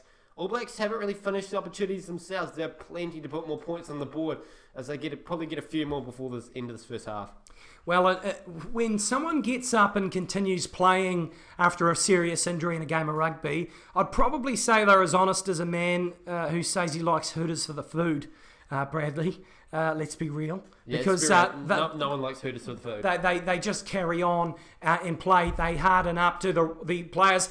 And they fire it off the All Blacks. They work it wide. Anton Leonard-Brown, he fires it off to Geordie Barrett. Geordie Barrett, in his second test match, scores a try. Ngani Laumape was first. Geordie Barrett second. And the two men who make their second test appearance tonight are lighting up Eden Park. Geordie Barrett, cometh the man, cometh the hour. Yeah, well, the All Blacks absolutely caught the Lions sleeping. They threw it wide. Aching holes, more holes than, I'm not going to say it, than a golf course will keep it PG. Shit, what a try by the All Blacks. Not what the Lions wanted coming into halftime. Geordie Barrett, he's got more toe than a Roman jandal, and he showed it there. But ironically, who was in the build-up to that? An outstanding offload by who else? Ngani Laumape. These two men are playing out of their skin. They've silenced critics so hard coming into the match. Not many people were happy with that selection. Julian Savia, shit, he's happy for his Hurricanes teammate. It's crazy how these guys can come in playing very little professional rugby at this level and to perform like they do. Really shows the depth of rugby in New Zealand. They've been on fire tonight. This is, oh God. This is an outstanding try. But how disheartening for these Lions players of all times. 4 minutes to go. Beauden Barrett can't convert. He hooks it. But that is unlucky. That is very unlucky. As we see replays of it, Geordie Barrett. What a try. Striding in under the post. Lions defenders, reserves, not happy with that one. A little bit frowny faced afterwards. Same with Romain Poit. Doesn't look too happy to be out in the middle, but I'm sure he is in the inside. Well, here we go once more. Kicked off and into the 22 we go with the ball. The All Blacks have it on the field. Of course, they wouldn't be anywhere else. But great to see you took that comment to heart. You do, right. Here we go. Box kick, and now it's on the halfway line. Far side of the field does Liam Williams have it. Surges and makes about 10 metres in his run. Connor Murray works it left now to his number 8. The number 1 below him. Talupi Faletau. Once more a phase is mounted. They flick it off, and now on this near side of the field, running from right to left, the Lions. Tyke Furlong passes it off to Jamie George, the Englishman. And they work it left again. On the 10-metre line, grubber kick through by Johnny Sexton. And oh my God, that's a perler of a kick. I said perler a lot in the first half, But that is a perfect opportunity to say it, Bradley, because look at that field position. Yeah, 5 metres out now with the Lions. Shit, that's a headdress and wearing a Lions hat. Not quite a Lions hat, I think it's more of a spirit hood, I think they're called. Shit, good position, good defensive position, not ambition. The All Blacks have it, and crash ball by Jerome Kano on in fact, I'll stop myself there and interrupt because they weren't 10. With the Lions, we don't see that often. A penalty off a line out for being offside the back line. That's just poor work by the Lions. Up too quickly. Weren't listening to the AR. I'm sure the AR gave a good shout saying, back red. Of course, the Lions, red colour for tonight. Quite an obvious colour. The All Blacks being black. Shit, kicking that ball into the crowd. It's quite intimidating whether you're actually going to get it back because that's a lot of red. JT says, keen for a puff. I've had a few puffs tonight. Of my inhaler, that is, because this is a bloody hell of a game. Adam's starting the chant, Lions, Lions, in the chat, and I'm loving it. I can feel your atmosphere in that chat, Adam. Lions. See, I'm getting into it. I'm really getting into it. God, I'm on it, man. Anyway, the Cody Taylor on the near side of the field is going to throw the pill in between the 10 and the 50 of their own half, the All Blacks. They go to ground. And we're almost going to go to half-time. And once more, the Lions on the defence. Haven't really moved much from where they were 30 seconds ago. Waiting for the hooter. And they don't do it, so they'll box kick it into midfield. Coming, flying through is Liam Williams, but he can't take it. Now the Lions in their own territory. Bit of a grubber kick by Davies. Geordie Barrett takes it into touch, and a bit of a slip. Romain Poit, though, he says that's half-time. And well, we have a hell of a second half, but Brad Richardson, a hell of a first half at that. Yeah, well, it's been good work by both teams. All Blacks having a few more opportunities to score. Couldn't quite finish them, only getting 2 of them. Lions getting 2 penalties. It's going to be an absolute cracker of a second half. But before we get into that, We've been plugging in a lot tonight, but we've received our very first donation from the legend themselves, Alexandria Grieve. Donated 20 New Zealand dollars to us. Shit, doesn't it feel good, Jake? Oh, that is outstanding, Alexandria. I want to give you a hug right now. I want to give you a hug and high-five your children. Please don't take that in a bad way, because I'm really not trying to be creepy, but it may have came out that way, Brad. Yeah, a little bit creepy, Jake. Alexandria, if you're still listening, flick us an email at contact@pyjama.co.nz so we can give you a proper thank you and show our appreciation as we head into looking at the second half. Yeah, I'm sure there'll be a few kissy face emojis to that email, but the All Blacks 12 and the British and Irish Lions 6 will be back after half-time.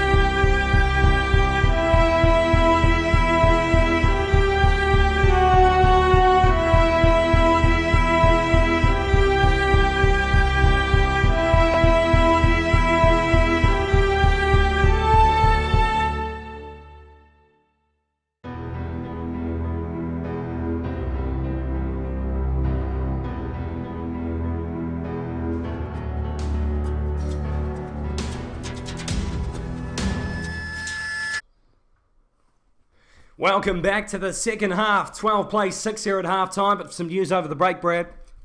Yeah, we've received another donation through way of Kenneth. What a name. Kenneth Etherett donated another $20 to PYJAMA. It's going towards us running here. Need something to send the lights on. Of course, you can donate yourself at pyjama.co.nz/donate. We appreciate everything we could guess. Of course, Alex, shit, I can't speak. I'm too excited. Alexandria Grieve also donating $20. You guys are absolute legends. Flick us an email, give us your details so we can give you a proper shout out. Yes, we go time back on as well. Bowden Barrett to get us back underway, and a very, very timely kick, and puts it into the hands of Jonathan Davies, only 9 metres, and taken off the ball was I think it may have been Liam Williams. A little bit of off the ball stuff by Kieran Reid, the captain. So Romain Poit says, nah, piss off, and he's going to say penalty. And that'll be on the halfway line to the Lions team. About 10. So, okay, here we go. 10 metres out from the far side of the far touch line. 50-metre line the tee will be on.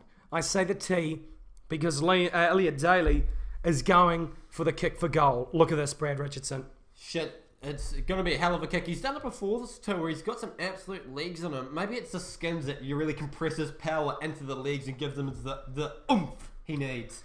My God, if he can get this, the crowd will go nuts. But as we were talking about donations before, we really kind of need just a Saudi prince to say, look, here's $1,000. Here's 3% of Emirates. Yeah, like as Corbin mentioned to us at the break, he said, wouldn't it be great if a Saudi prince was listening and he was like, hey, I'm going to give you 3% share in Emirates. Look, mate, if you're listening, do it. Kicks it up to Elliot Daly. Can it drop over? Is it going to? The flags are up! That is oh my God, that is a kick and a half. Bradley Richardson, if you can put that much power into a boot, my God, the ball almost went around the world. Holy shit, that could have gone around the world in bloody 80 days. It made the posts by probably about a metre. If it was a metre more back, I think it would have hit the crossbar. That one was amazing. And Lions fans will be happy as a pig in the proverbial after that one. Bit of a restart to the All Blacks do it. And 12 plays 9. 2 tries to none. 3 penalties for the British and Irish Lions. As we get back to the game though. And Talupi Faletau on the deck. Pretty close to this near touch line. They're going from left to right now, the Lions. The All Blacks right to left. Box kick, and now Geordie Barrett takes it down safely. He's played well in the first half. Can he do it again in the second? We'll wait and see. Bowden Barrett now. Advantage to the All Blacks, and a possible kicking opportunity too. Ball goes loose, but the All Blacks have it again, and Bowden Barrett, not Bowden Barrett, I should say, Romain Poit says, no, mate, we're going to have another penalty because I want to blow my whistle, and I think my whistle sounds cool. I'm sorry, I just saw the funniest thing. Of course, I'm watching it through Sky Host broadcasters. Jake just got annoyed. I mentioned him. Someone, Justin Marshall, the oompher, the boomfer, the oh my, yes boy, I have enjoyed that, is labelled as the expert comments. I just thought I'd bring that up. It's quite funny. And the fact we are on expert comments tonight. And that's enough of that. Yeah, piss off, Justin Marshall. Of course, Jake O'Flaherty, myself, and to my right is Brad Richardson. He goes off to blow his nose, and fair enough, that's not going to be very good if you hear that through the microphone, but there you 2 commentators. Brad Richardson, Brad Lumans, they're overseas, and of course Nick Van Bar as well, are all overseas, not in the country, so unlucky oos. Brilliant kick by Bowden Barrett though. And my God, they are in a perfect position after that penalty. They pump it into 5-metre territory on the far side of the field, left-hand side of the field too. Taken down, they're going to rumble and maul the All Blacks. Can they do it? Good counter-attack, counter-maul I should say, by the Lions.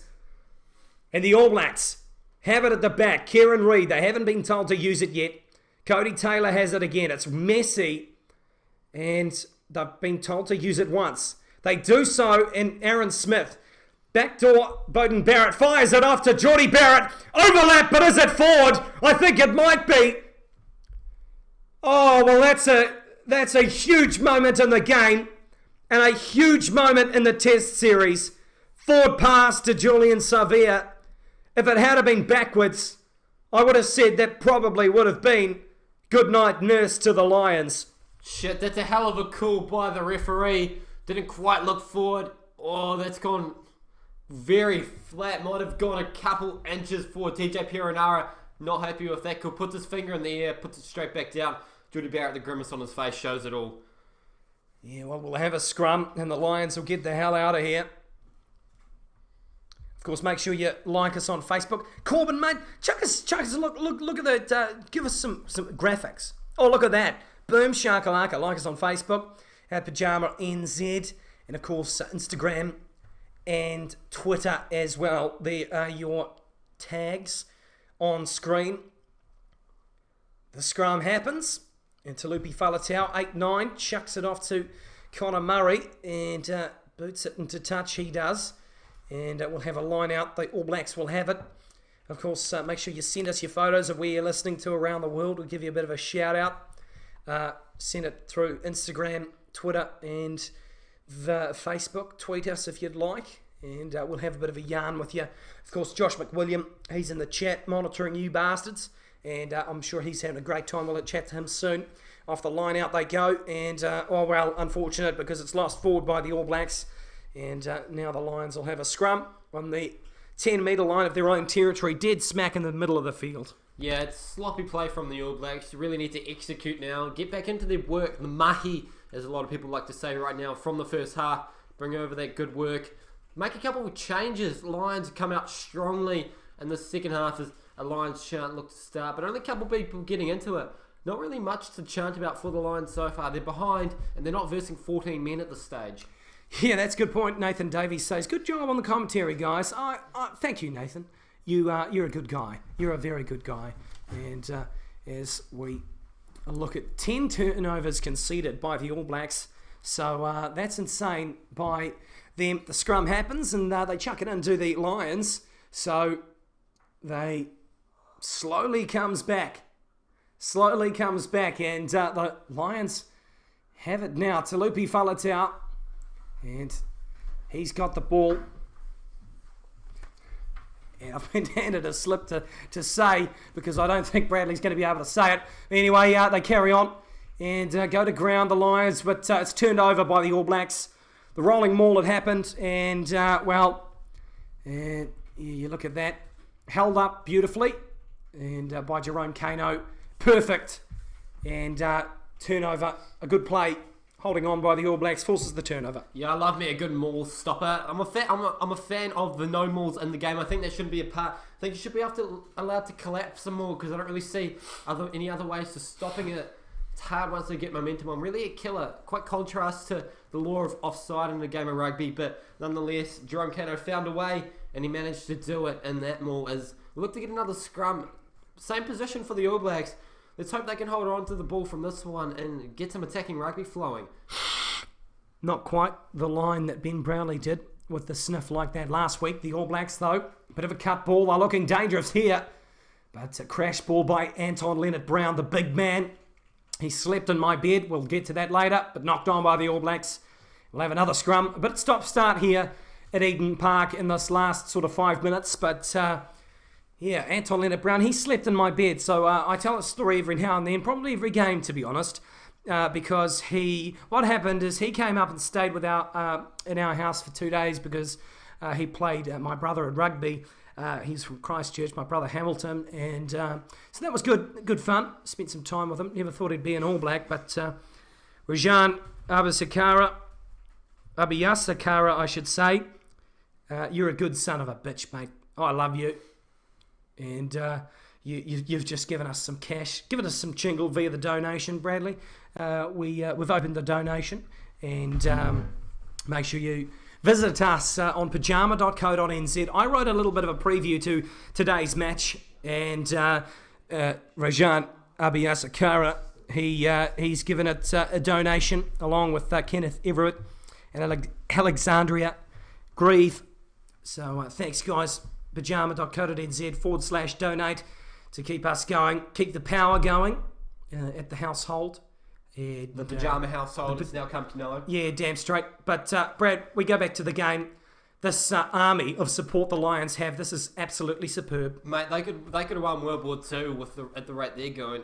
They're beastly in the crowd. They haven't used that word before. Quite a new one for me. Going to stay away from Purla as we look to bring some changes. Ben Teo coming off for Johnny Sexton. I assume Owen Farrell's going to move into first 5.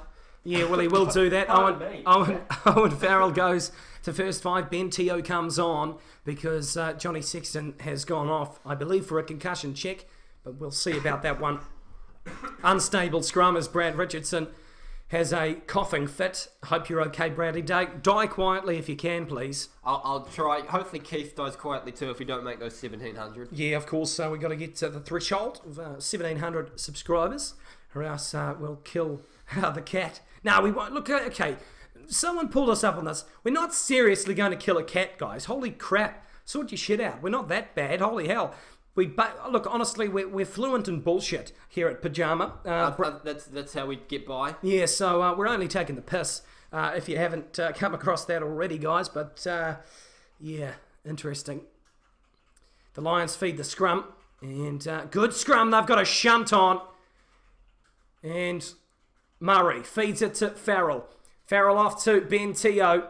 Over the ball goes Anton Leonard-Brown, but he can't do anything. They feed it back to the left-hand side. A little bit of a head knock, a head-high shot there by Jerome Kano, and I think we might be going back for it because that wasn't the greatest, but lost forward by the Lions. What do we do here? That was definitely a high tackle by Jerome Kano, Bradley. Yeah, it looks like it's actually a knock on the referee's called. But we might have a look at it and we might get a little check in the air. We'll find out shortly. Yeah, interesting. Yeah, the time is off, so they're definitely doing something. Alan Wynne-Jones, a little bit worse for wear at the moment. Oh no, I think that's fine. Penalty at most. There's nothing in it. Oh, I take that back. He's coming and clobbered him in the head. That's going to be a yellow. I expect Romain Poit to reach for the pocket, although it's quite weird because in the past games, some have been carded, some haven't. It's been really inconsistent in the calls that have been made. An interesting one, what Romain Poit does tonight. I'm feeling a yellow in my personal opinion. Yeah, Israel. I look at Alan Wynne-Jones, and he looked like an Israel because he has a bit of a beard, but definite yellow card here by Jerome Kano. Surely that was menaceful. And we'll wait and see what happens here. Alan Wynne-Jones. Yeah, not the greatest. Make sure you follow us on our Facebook, on our Instagram and Twitter. Chuck them up, Corbin, mate. Thank you very much. True, good point. The Facebook, Instagram, Twitter. Send us your photos of where you're listening from around the world. And we'll make sure you get a bit of a shout out, and we'll see how it's all going. Bit of technical difficulties at the moment, but we will endeavour to get back to the game very shortly, as microphones have gone over. And but anyway, yeah, interesting lineup we have now. And here we go. And make sure, of course, we've had some donation as Corbin Frey comes back, and he has a bit of a chat. What's going on of late, Corbin? We're having some technical difficulties with our screen, with our monitor. So stay with us. But Corbin, your thoughts on this game so far?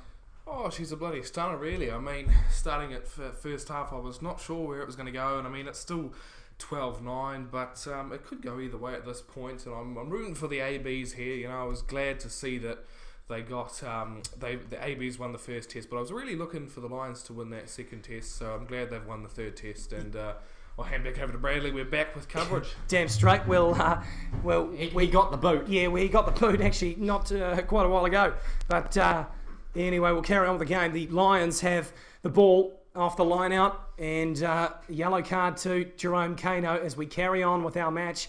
52 minutes gone, and we do apologise for that, but anyway, we'll carry on. Marco Vunipola has the ball. He carries it up, and Brodie Retallick tries to milk a penalty, but this is not soccer, says Romain Poit. Back to Maro Itoje.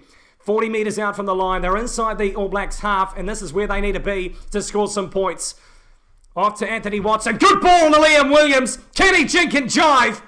Not quite. And taken down, but lost forward. In fact, there was a forward pass. And Romain Poit, well, he's got and just ripped the hearts out of every single Lions supporter as Wyatt Crockett gets warm, gets loose on the sideline. But the Lions, another opportunity gone begging for them, Bradley. Yeah, well, just to go back to those technical difficulties, someone summed it up absolutely perfectly, saying Justin Marshall had hijacked our account. Look, I think that may have been the case. Justin Marshall a little bit jealous of what the expert comments we were giving here today.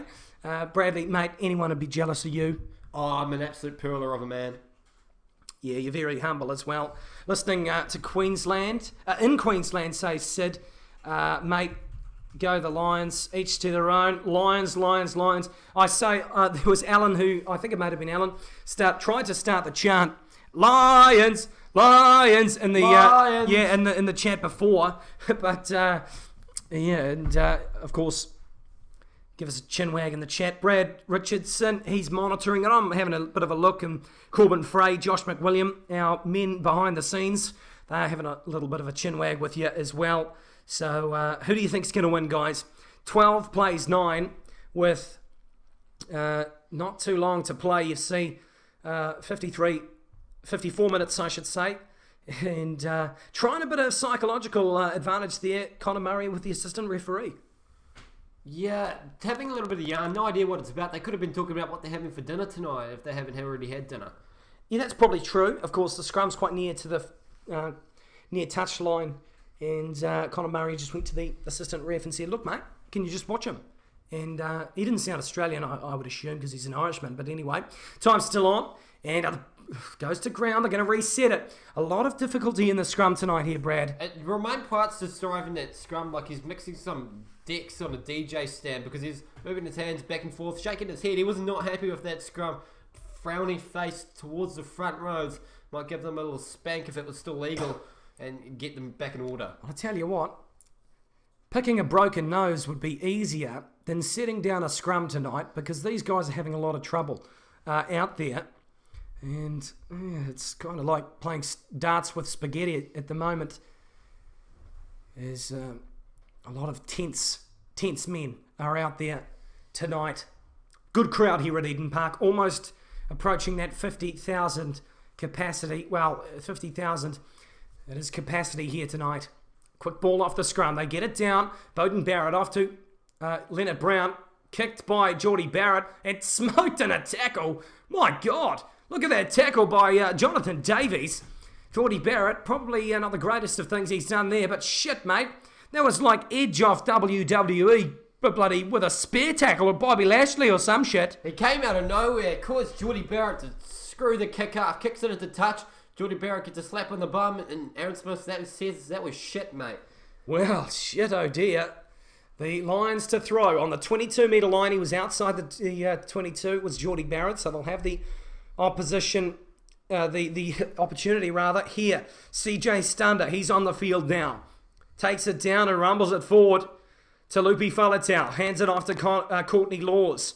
He's played a lot here at Eden Park in test matches, his Courtney Laws. He's been around a long time. He sort of hangs around like a bad smell. Conor Murray after Jamie George. Does a little bit of a shimmy, and he's assisted by Tariq Furlong. Goes to ground. Off to the backs now. Now it's loose and lost forward. It's frustrating. Bradley, I'm frustrated for the Lions. And I bet you are too, because it's just not sticking every chance they get to penetrate in a good attacking opportunity. Something must have been in the water at half-time, because they couldn't quite get all the butter off their fingers from breakfast this morning.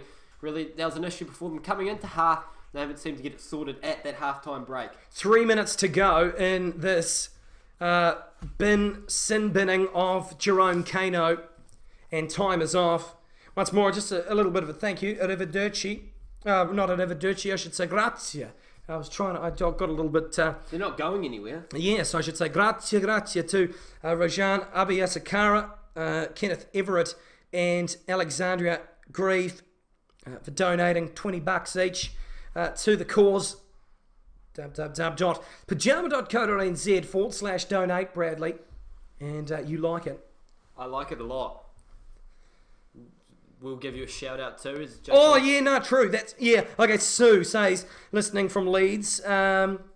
There's some nice lads on the pitch. You wouldn't say. Well, look. I'm not a homosexual myself, but I'm not one to judge. And I'll tell you, So if I'm going to try and put my my sort of gay mind in, there might be some eye candy if you. A couple of exceptions though in the way of Brodie Retallick. Oh, that's true. Brodie Retallick, maybe not. Not the guy. I mentioned earlier on. He kind of looked like he has a face that was lit on fire and tried to be extinguished with a track shoe. So unlucky there. Scrum sets down, crouch bind set, and it's held at the back by Aaron Smith. Tries to get him quickly as Conor Murray, after Israel Dag, I should say. And he pumps it to Liam Williams, and that's it. He's taken that out, and he won't be happy with that as Richie McCaw claps from the grandstand, and the All Blacks will get a throw to the line out on the 10-metre line in Lions territory. Brad Richardson, tell us the story of Richie McCaw and how we nearly talked about him, nearly talked to him, I should say, last week. Yeah, well, last week, Jake's grandma, I believe, was actually watching the rugby with Richie McCaw. We didn't get her on the phone in time, and she'd actually left the party. Unfortunate enough, we weren't able to talk to Richie. Shit, that would have been good for the numbers to put him in the title. Yeah, as I take a selfie with Snapchat. It's great thing, Snapchat, isn't it? We'll play what our men have sent us through from around the world later on this evening in our aftermatch show. I think that will work. Yeah, I think that'll work. And the All Blacks throw it in. They have the ball. Immediately gone to ground. So not attempted to make them all the All Blacks. Make sure, as we see, have a little bit of a follow of our social media. Sue mentions something quite funny. And I'll get to that soon because the Lions have stolen it. Tyke Furlong, the Beast. The Beast incarnate. Some say the Beast incarnate's Brock Lesnar, but I say Tyke Furlong's pretty close to it. Feet to the backs. Johnny Sexton's back on. He fires it off, and now Anthony Watson slips over on the slippery grass of Eden Park.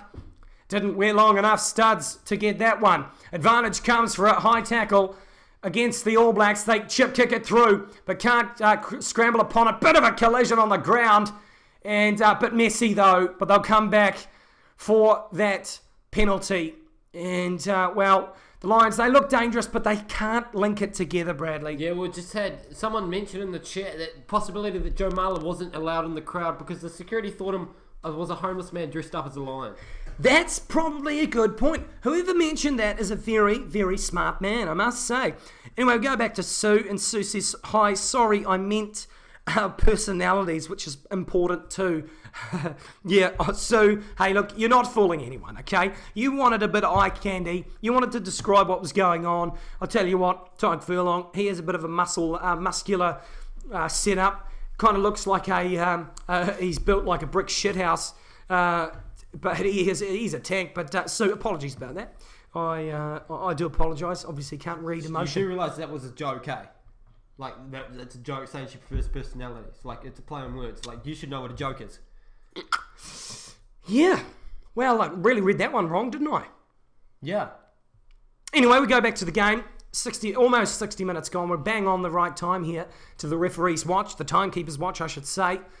So we have an official timekeeper for tonight's match. Brad, talk us through this kick. It's important. Owen Farrell is jiggling around like he's doing the hokey pokey. He steps up to the ball. He kicks it. He's no Elliot Daly, but it's gone through the post. Oh, that's perfect. That's perfect. And that's through and over. And what does that mean? We're all locked up. It's 12-all here at Eden Park because the brilliant boot of it, Owen Farrell, has put it to 12-all. 20 to go in this last match of the Lions tour. And my God, Bradley, we have a hell of a 20-minute segment to come. Do I dare mention the possibility of a draw? Well, of course, if it's drawn, the All Blacks will take the series. And, of course, they won by 15 points in the first test match. They lost then by 3, so points differential will have it won by 12 points, the difference. And the All Blacks will take it if it's a draw. So the Lions need to win it. A draw's good enough for the All Blacks. Taken from the kick-off, the Lions. It's Messi from them, bounces back to the All Blacks side. And on the 10-metre line now, the All Blacks, they work it. A bit of a shimmy, show and go from Beauden Barrett.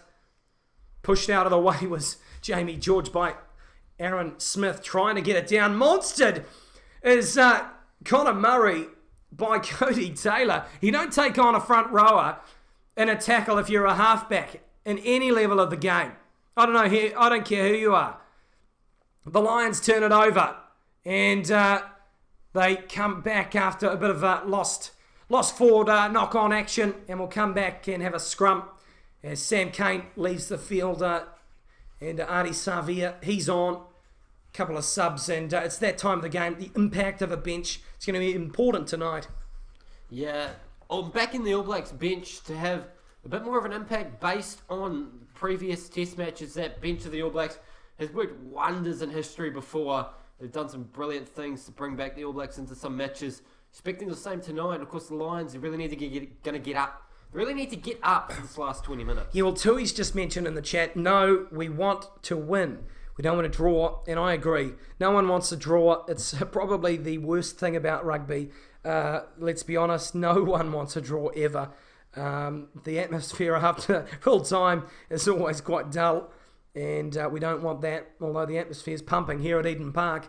So we want a winner, but a draw will still be good enough for a series win for the All Blacks.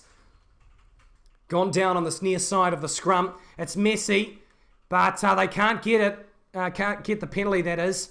And the Lions, it's Messi after the scrum. They scramble upon it. And it goes to Elliot Daly on the far side of the field. He makes about 20 metres in a run before being taken down. Once a short ball off to, I believe it may have been Jamie George. Hard to tell from where I am in the comm box. Messi again. It's all over the show at the moment. The Lions have it again. Johnny Sexton, he was off for a concussion test, but he's passed it. They fire it right into midfield now, 24 metres out from the line. They need this, the Lions. They're looking dangerous. Firing it right. Elliot Daly. Liam Williams, in fact. He's down, 15 out from the line. This is what dreams are made of, to win a test series in New Zealand. But the New Zealand public will be nervous now. Lost forward. And the All Blacks are happy because they get a scrum and get out of jail. Shit, the Lions were looking good on that passage of attack. Just one slight mistake has cost them yet again. All Blacks breathe a sigh of relief. So do the fans in the crowd. Shit, it's been a good atmosphere tonight. They've got about 15 minutes left of this Lions tour. They're going to be living it up. And whatever team wins or loses, I think everyone's going to come home from this tour happy. Bradley, we look at that drone shot. Look at that red in the crowd. Oh, it's absolutely everywhere. You can't pick a section of the crowd that doesn't have some red in it. Yeah, not one aisle without a bit of red. This atmosphere, though, Bradley, the Lions fans, they are drowning out this All Black fan base. Yeah, it's crazy. It's really crazy. Haven't seen anything like this. Didn't think it quite reached this levels in the last tour to Australia. Of course, the All Blacks bring another level to the world of rugby, and any team that comes here, it's going to be an absolute cracker of the last 18 minutes. They need a good exit here, though, Bradley. They feed it to the scrum. Kept safe at the back. Aaron Smith finds Israel Dagg, and probably the biggest boot on the field, of course, apart from Elliot Daly, and he finds Liam Williams. Good kick by Israel Dagg, but Williams has it now, and he surges into the half that they want to be in. The Lions, through way of Courtney Laws, on the deck. Work it the other way now. Bit of a jink and jive by Johnny Sexton. Midfield, they're on the halfway line, dead and centre in the middle of the field. Offside with the All Blacks, but they'll play on with the referees. No major impact to the game. Beautifully taken off a box kick was Geordie Barrett. And he passes, he goes to ground and then pass to his brother. Good grubber kick through. And that's good field position. That is a raking grubber kick. That is beautiful. And, well, the crowd now are happy because that was sensational. The Barrett brothers playing out of their skin tonight. Yeah, Geordie been superb. That was a very Barrett play. Geordie Barrett off the Bowden Barrett. Bowden Barrett grubbers it through.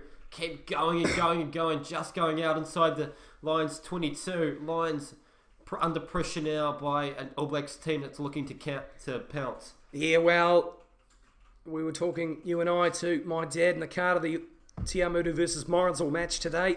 And the old man reckoned that Geordie Barrett was going to cock it up. But he's been as cool as the other side of the pillow tonight. Taken in through way of Courtney Laws to the line out. Middle jumper. And they sack it immediately to the All Blacks. So they'll slowly get around that. Trying to milk a penalty is Connor Murray. Not quite good enough to get it though. And they still at this ruck. Told to use it. Finally. Longest ruck I've ever seen in my life before being cleared. Connor Murray, box kick, and it's messy. I don't know who's taken that into touch though, Bradley. Oh, it's gone out because it's gone in way before the All Black player had hands on. Oh, there we go. There's your eyes. Well, I probably should have gone to Specsavers, Bradley, but anyway. A lot of cameras here with the official broadcaster.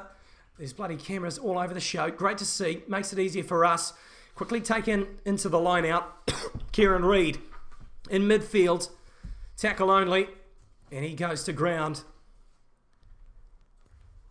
Inside the Lions half. Geordie Barrett stumbles, but off to Anton Leonard-Brown. The bus has it on the near side of the field. Close to the touchline. Flirting with that line. Just like Ben Brownlee was flirting with the line of coke he snorted at Westpac Stadium last week. Once again, the All Blacks inside the 22 of the Lions. 14 to go. Can they do it? Whoever scores next will win the game. You would think so. Lost forward by the All Blacks. And the Lions get the scrum. Beautiful by the Lions. And Talupi Faletau's tackle has saved the Lions' hearts. Oh, that's brilliant defense by the Lions. Of course, the All Blacks back to 15 men looking to pounce. Can't quite get there. Scrappy play by the All Blacks. Bowden Barrett looking for the offload. Wasn't there. Tried to give it anyway. Ended up losing it forward. And Talupi Faletau gets a pat on the back, and it's much deserved. Bradley, we have 13 and a half minutes as time is off. And Malachi Fekitoa looks to get on this field very shortly. But Bradley, 13 minutes left in this Lions tour. This is once in a 12-year cycle. Oh, I can't wait for another 12 years. I'm already counting down the days. We would put a timer up till the next tour on the stream if we could.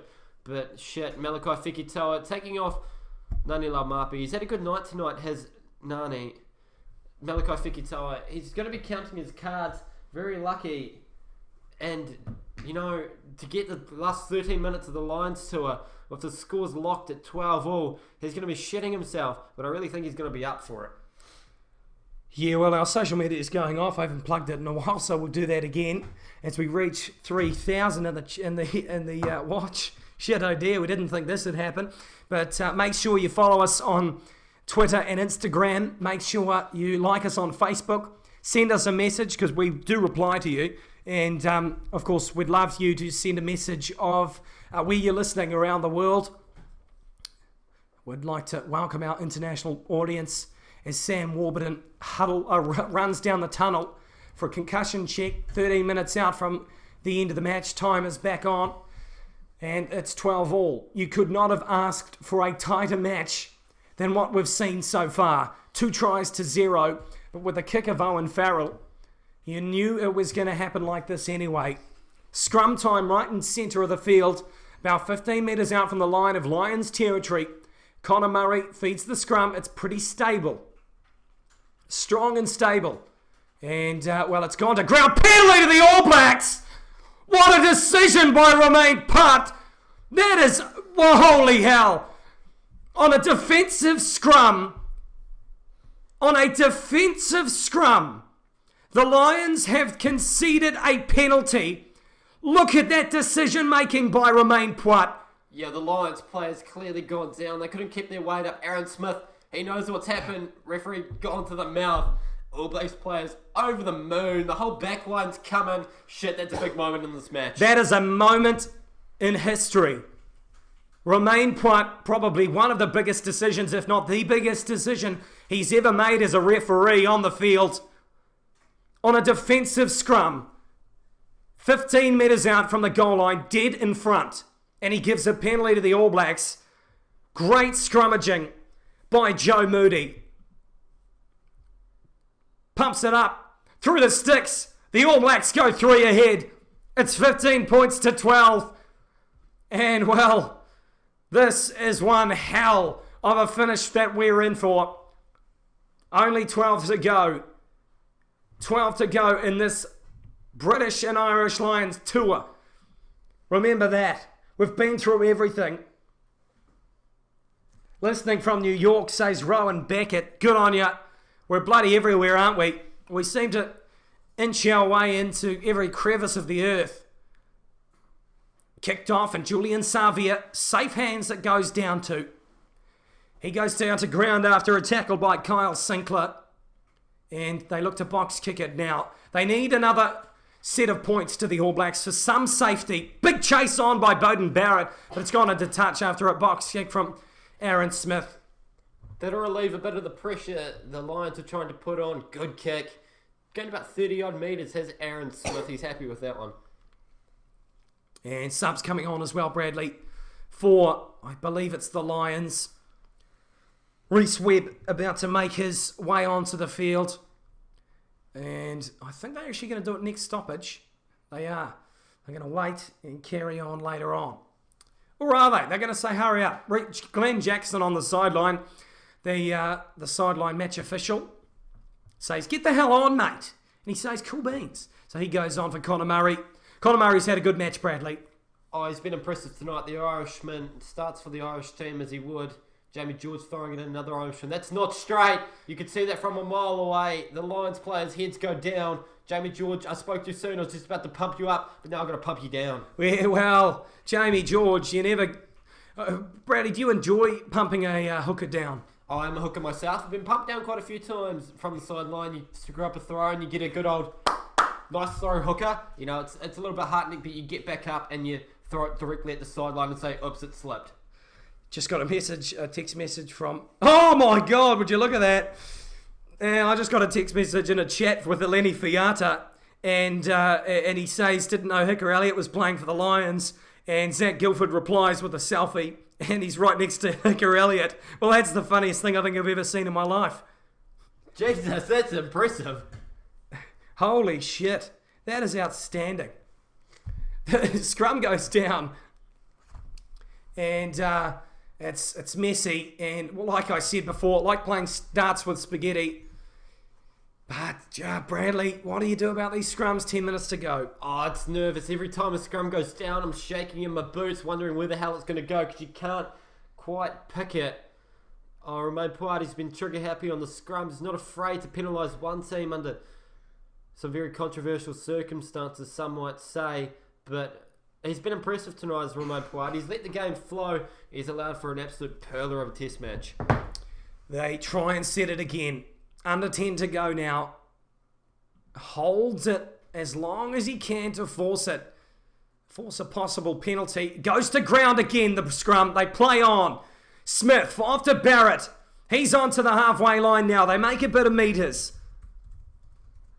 Flying up in defence was Farrell and Davies. Legally, though, and another phase mounted. Field position is key here, and they look to do it. A little bit of a kick, and a good one at that. Is it going to be? Perfectly bounce, and just going to keep it, though.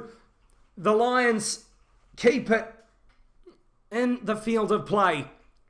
Anthony Watson goes on a run. Inside the 22 still, and they fire it back to get a good insurance of this, using the advantage of the 22 to kick it out, you would assume. Box kick imminent by Reece Webb. Ball's out, but he's going to say it's still in. Big kick by Reece Webb. And it goes down the throat of Jordie Barrett. Big match for him. And this last 8.5 minutes will be big for him as well. Slides in and makes about 10 metres in his carry. Firing it left now on the 10-metre line of Lions territory in the near side of the field. From right to left they play the All Blacks. Another phase goes once more. Adi Savia. Listening from Nigeria, someone says. That's outstanding. And a grubber kick through. Putting the acid on Liam Williams. And it's kicked. And beautifully kept in play. And, well, the All Blacks are on the attack. But they're on some big clean-up as well. Looking to slow it down and work it back to their advantage. Malachi Fekitoa. He wouldn't have thought that last Friday he'd be playing in the All Black team at Eden Park. They go again, the All Blacks. Working it to this blind side. They seem to like to work it tight here tonight, the All Blacks. Sam Whitelock again on the 10-metre line on this near side of the field. Bit of a chip and chase. And lost forward by the Lions. Big moment in the game as Liam Williams loses it forward. Sam Warburton to re-enter the fray.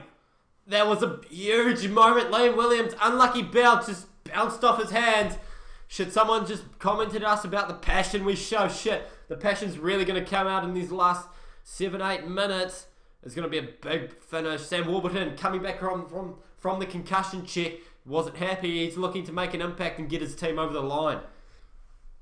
Well. Alan Wynne-Jones comes off. And, of course, Anthony Watson does too.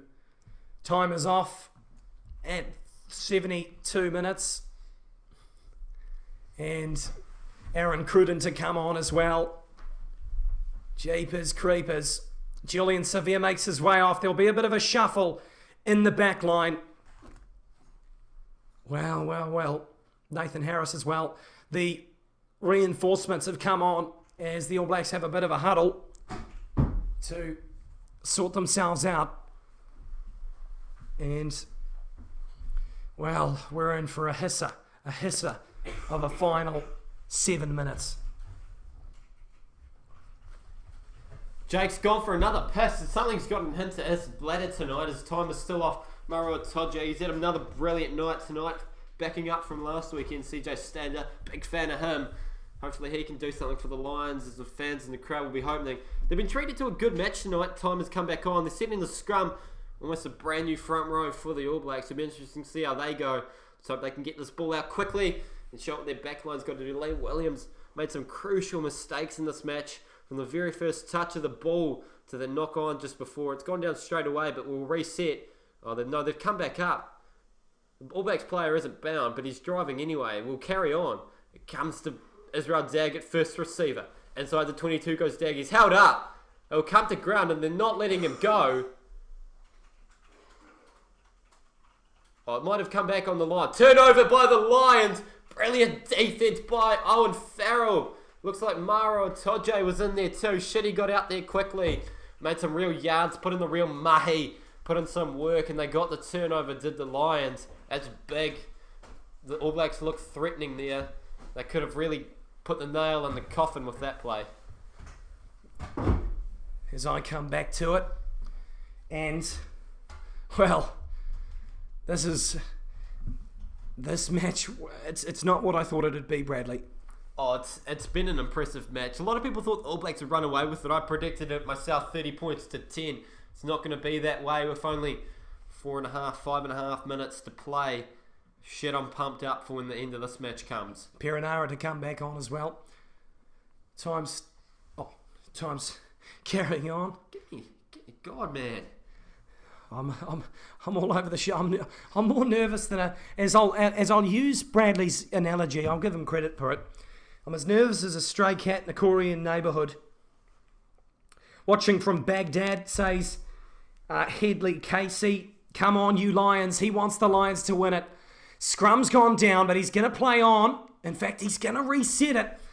Bradley, you don't want this if you're a Lions fan, to keep resetting scrums and waste another sort of at least 40 seconds on a scrum at the dire moments of this match like this. the Lions fans will be shaking when Romain Poit's whistle goes to his mouth. They're fearing another penalty, which could give the All Blacks a 6-point lead in that unconverted try buffer. That'll be huge. It'll be hard from the Lions to come back from there. Hoping for a steady scrum here to get a good platform to boot the shit out of it downfield. Yep, well, the Lions chant echoes around this stadium. And he's told to feed the scrum is Reece Webb. Reece Webb puts it in. Shunt coming by the Lions. Is their dominance going to be rewarded? Penalty to the Lions. They need it. They need it desperately. And Owen Farrell to kick it out of the 22. It's gone into touch. It's a good kick past the 50-metre line. Very good kick. Lions in a good attacking position, not a competition. This has become a war. And I agree to the fact that it is a good penalty to give. Good penalty. Fair enough penalty. And they will have the line out now, the Lions. Ken Owens to throw. And puts it down to the back. Good throw. Now off to Reece Webb. Fires it down to the back line. Skip pass to Liam Williams. Williams now goes to ground. 4 to play in this one. Webb firing it off to the big CJ Stunder. Once again, they work it right. The hearts of 4 nations are in their mouths. I should say 5 because the All Blacks are included. Penalty to the Lions. 48 metres out from the try line. Dead centre in the middle of the field. Penalty for not rolling away. Big call ahead for the captain. Oh, you got to go for the win. They can't take the draw. The shot's been called. That's a massive call by the Lions. A draw won't win them the series, and it's going to take time off the clock too. Desperate time, because the All Blacks will get the kick off and they'll kick it deep into Lions territory. Of course, that is assuming the kick is made. It's right out in front, right in Owen Farrell's range, probably at the limit, I'd have to say 48, 49 metres. It's going to be a tough one. There's going to be a lot of pressure. He's going to be shaking. But, you know, he's a professional. You back him every day of the week, eh, Jake? To right.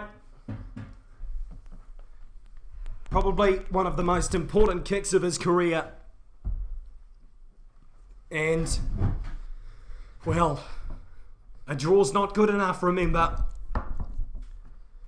But this, to put it to 15 all. 49 metres out.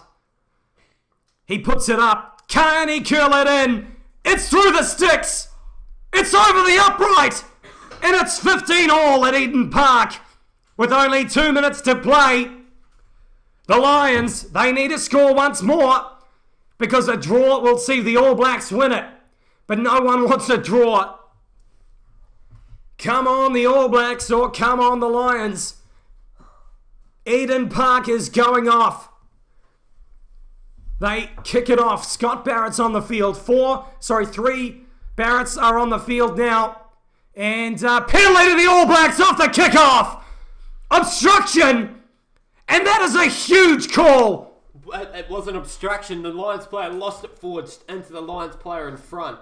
He's caught it and hit it backwards. Penalty. Well, the Lions are pleading to the referee and saying, what the hell was that? This is shades of Craig Joubert in the Rugby World Cup. But it's fair enough. I tell you, he knew what he was doing. He knew what happened. Did Ken Owens. He knew exactly what happened. What's Romain Poit doing? He's coming to... Okay, he's going to the TMO. This is big. This is very big. Bradley Richardson, a penalty has been called to the All Blacks. And the Lions pleaded with the referee to check it. They have got that. I really don't see this getting overturned. Kieran Reid, he doesn't look like he's touched it. It's come off the Lions' shoulder. This is going to be very controversial. I think, to be honest, I don't think this should be a penalty. I think it should be a scrum for accidental offside. Ken Owens has not purposefully tried to catch the ball. Do you agree? Oh, it's going to be touch and go. It's natural. It's only natural to do what he did. No, he's put it in his hand. He's tried to catch it, but it's only natural. He's tried to give it away straight away, and the penalty. Now, this is against TMO protocol. Romain Poit puts his arm to his ear and tries to listen in. This is big moment, huge moment in the game, huge moment in history for the Lions. And what's going to go on? Romain Poit to make his decision. He comes back over to the side of the field where it's going to be. Is he going to say penalty, or is he going to say a scrum? If it's a penalty, the All Blacks will kick it over and win the test series. If it's a scrum, they'll have a little bit more of a hard time. Okay, referee to talk to the skippers. He's going crazy, is Sam Warburton, pleading with the referee. I've never seen this in my life. A team pleading with the referee to understand their point of view. Romain Poit, he says to the skippers what I think he's saying of accidental offside rather than intentional. If it's accidental offside, we go to a scrum. The All Blacks. Okay, here we go. Scrum it is. Common sense prevails, and what we saw in the World Cup 2 years ago is not going to what's not going to happen again. And common sense has happened. Scrum to the All Blacks. But this is not over, Bradley. We've still got a minute and a half to play. Time is back on. Shit, this is going to be an absolute cracker of a finish. Everyone in the crowd is on their feet. Kevin Mialamu, one of the most capped All Blacks, as we take another look. Good, right decision made in the end, even if it was against protocols. I'm glad they came to their consensus and got the right decision, because that would have had a huge bearing on the match. Huge, huge, huge. Although the All Blacks are on a defensive scrum, an attacking scrum. They've been sort of on the back foot in the last couple of scrums. And now, well, how can we do it? How can we do it, says the All Blacks. Bradley, composure is key. Oh, I'm shaking in the commentary box. I've got to try and calm myself down. What can the All Blacks do off the scrum? It's loose already as the ball comes in. Jake's riding like a madman. They have the dominance. Are they going to get a penalty? No, they're not. And Lions have it! They go wide! Lose it backwards to the Lions, but they have the ball in the end. Lost forward! They say, referee Poit, we're going to have another scrum about 20 metres ahead of what happened.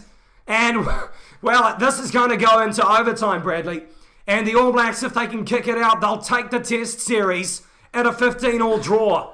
Oh, no one will be happy with the draw after the end of this. This has been a test match for the ages. Have no idea how the Lions didn't get penalised on that scrum. It's ridiculous, but nonetheless, the All Blacks got it back, and it's going to be an absolute cracker of the last 15 seconds. 10 seconds left. 10 to go. They reset a scrum. Okay, well, let's be honest. For these Lions men in this group of 8 to set the scrum, it would probably be the biggest scrum that they will ever set in their lives. Oh, I can't imagine the nerves. The pressure's going to be unreal. They're going to be pushing and pushing and pushing. Time is up. Full time has been shown on the clock. A draw for the All Blacks will give them the series. We're not sure if that's what they want. They're trying to get the penalty. Hold it at the back. Hold it at the back to the to the All Blacks. They have the ball. They're going to carry it on. I may be wrong in this aspect of if they draw, they win. I hope not. Once again, they go to the left. Kieran Reid. They go once more. They've got to carry it on. I think that they may have to go to extra time if this happens. Viki Tawa carries it down 22 metres out. On the quick ball does Brody Retallick surge. 15 all. Time is up. They carry on. The All Blacks. They need some points here. And once more. They work it again. After Cruden. Bit of a shimmy go was the All Blacks trying to steal it and disrupt it. The Lions show and go over the top ball to Jordy Barrett. Can he go over the line? Slides it to touch. In fact, just out from. But now it's tackled into touch. And the flag is up. What happens now? No one knows. Do we go to extra time? Okay, we are confused. Brandy Richardson is going to go and check out with what's going on. Have a look at this, because we may be going to extra time. And, well, it's confusing at Eden Park. Full time. Masks. That, but who's won? It's tied series on the All Blacks Twitter. The series is tied. You have got to be kidding me. The series, the All Black series with the British and Irish Lions is tied. I'm lost for words. I'm lost for words. We are... Bradley, this is... I've never been so ridiculously... I can't believe it. It's 50... Ladies and gentlemen, everyone... Whakarunga mai, because the time is up. And we are all out. It is a tied series. 15 all at the end of the match. And that means it's... look. Matthew Tully says, play again tomorrow. Well, mate, I love it. Let's get your reaction in the chat. What a series we're at the moment. We've got a tied series, guys. Amateur ref. A lot of people are not liking the referee, and a big moment in history for the Lions, as we're going to have two people lift the trophy that has been played for over these this series. But I'll talk stats and I'll give you the numbers, because the tours that the British and Irish Lions have won, they've won 3 tours in Argentina, they've won 7 in Australia. New Zealand, they've only won the 1, but they have drawn 1 tour before. They've drawn the tour in South Africa back in the day, and I just can't get over this. I really can't. Brandy Richardson, we'll get your thoughts before we go. What a way to finish. I can't understand. Shit. I can't understand why this would be a drawn series. Surely they can play again tomorrow. Kieran Reid, he looks a little devastated. Everyone on the field, they're just wondering what the hell's happened. No one knows. The Lions fans, can they be happy with the drawn series? Lions fans in the chat, please give us a talk. Do you think that you are happy? Are you happy with a drawn series? And jeepers creepers. All right, Brandy Richardson, look, okay, we take it back. We're on camera now. We've made it. The camera... Is the battery okay now? We're going to carry on anyway. Ladies and gentlemen, a test series that's got us... I think everyone is disappointed. This is probably the worst reaction and worst feeling I think I could have gotten out of this Lions series. There wasn't even a consideration coming into this that it was a draw. Like, how does that go down in the history books? Is that good for the Lions? Is it bad? Surely they've got to organise another game. Someone says, woke up at 4 a.m. for this. Oh, what a disappointing finish. This is outstanding. Okay, Bradley, look, let's think positively. The All Blacks, top of the world, they've been outstanding. But the Lions team, they started off slow, but they've really come into their own. They've put a very, very good performance on the All Blacks tonight. They've made the series. People came into that first Barbarians game. They weren't excited after that first performance, but they've really turned things around. They've come close to beating the All Blacks at Eden Park. It's a draw. The All Blacks still haven't lost at Eden Park. Okay, let's talk about probably the biggest man on the field in terms of his performance tonight. A lot of people say Geordie Barrett and Ngani Laumapi have been played out of their skin tonight. But I tell you, Owen Farrell at number 12, that is probably one of the greatest minds of selection from Warren Gatland to put Owen Farrell on the field along with Johnny Sexton, kick the goals. In my opinion, I think your man of the match tonight is Owen Farrell. I'm going to have to differ from you there. You've got to give it to Kieran Reid. The 100-man played an absolute perler of a performance as we see him getting interviewed. Can't quite hear what he's saying. He's whispering at the moment. He's too tired to speak louder. Could you speak up, Kieran, please? No, he can't hear me because I'm up in a commentary booth about 30 metres above him. Yeah, a lot of people calling for another match. A lot of people calling for extra time. A draw is not what anyone wants. Remember, it is not the first time that a draw has happened. Of course, back in South Africa, there's been a draw, so this marks the second occasion that a drawn series has occurred. Bradley, we talk about the controversy regarding Scotland-Australia in the Rugby World Cup quarter-final and the controversy amidst Craig Joubert's decision. Tonight, common sense, yes, has prevailed. Your typical law type people will say, well, look, actually, the TMO has been used for a penalty or scrum situation. Some will argue, and I'm one of these people, that common sense has prevailed. Good on them. Sensible refereeing. A lot of people will argue, well, it's not in the laws, and the All Blacks should have got the penalty and subsequently knocked it over to win the series. Yeah, I mean, no one's won. That's the problem. You can't have a Lions tour of this magnitude and no one come out a victor. It's like, what the heck happens next? Do they organise another tour for next year? Surely something's got to happen. No one's happy with this. See the All Blacks in a giant huddle. Faces are all looking at the ground. No one's looking up. They can't be happy with this 15-all draw. Jimmy Stone, these two lads. He's Brad Richardson and I'm Jake O'Flaherty. We're going to bring in our other members now of Josh McWilliam. He's going to come in right now and we're going to have a bit of a chat with Josh. He's been with us for a lot of the tour. Get out of here, Bradley. Jeepers. You're overstaying your welcome. Sorry about it. No, Brady, we're going to get Brady's thoughts once more before we do leave. But we just want to say to Josh, of course, a bit of a thank you. And he's been the man behind the scenes, running the cutter, mate. You've enjoyed your Lions series? I have, yeah. It's been very fun to run behind the scenes and great working with these guys. It's been an amazing game, 15-all. Wasn't expecting that at all.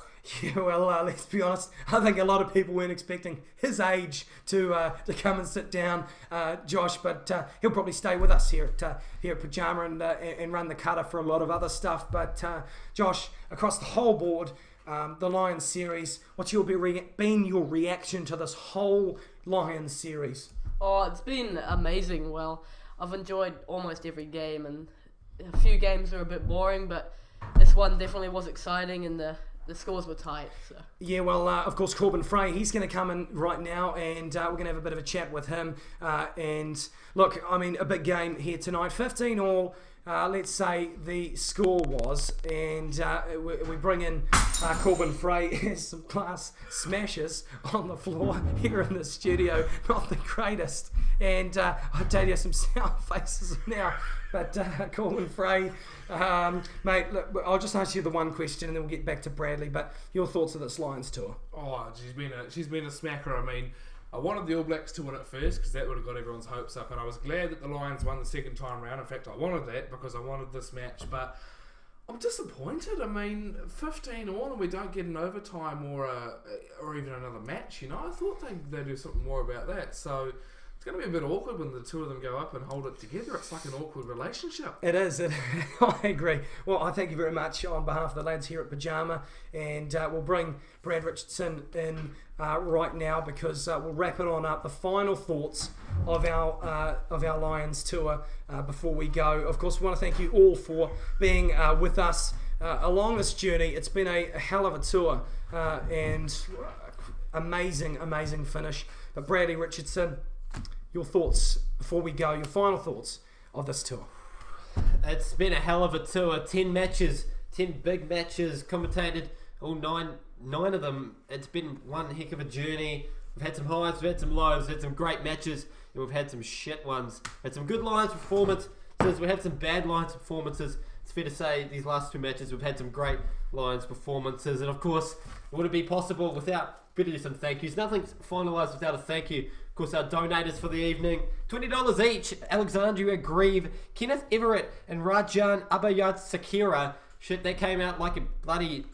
no idea, but it somehow came out of my mouth correctly. We thank you. Send us an email, contact@pyjama.co.nz, so we can give you a proper thank you from our hearts. Of course, we need money to keep the lights on here and to keep doing what we do and to keep entertaining your lovely faces. Yeah, thank you very much, Bradley. Thanks for your contribution to the Lions tour. Remember, ladies and gentlemen, that is not us for our rugby coverage. The Rugby Championship is coming up, and we'll give you the All Black home games for that one. Of course, big All Black fans we are. Make sure, and I'm going to ask right now, it may be a little bit weird, but right here, Corbin, can you chuck up the thingamajiggies, the social media things, because we'll pump that one last time. Follow us on Facebook. I should come around this way and do it. Facebook. Like us on Facebook and Instagram and Twitter. Make sure you subscribe. We've gained a shit ton of subscribers. You guys are good sons of bitches. Everyone listening. But look, that is it. This Lions tour ends in a draw, Bradley. We don't know really how to react. Hopefully we'll bring some more coverage of our final reactions once we've had some time to process it and really take things in, because shit, I don't know what to say right now. No one thought this would happen. Yeah, everyone kind of thought, is it going to be the Lions? Is it going to be the All Blacks? No one put it to each other that it would be a draw. Ladies and gentlemen, that is it for Pyjama's coverage. It is a drawn series, and we have to wait 12 more years to see it again. The British and Irish Lions versus the All Blacks. It's been a pleasure to bring you 9 out of the 10 games in this series. Thank you, and good night.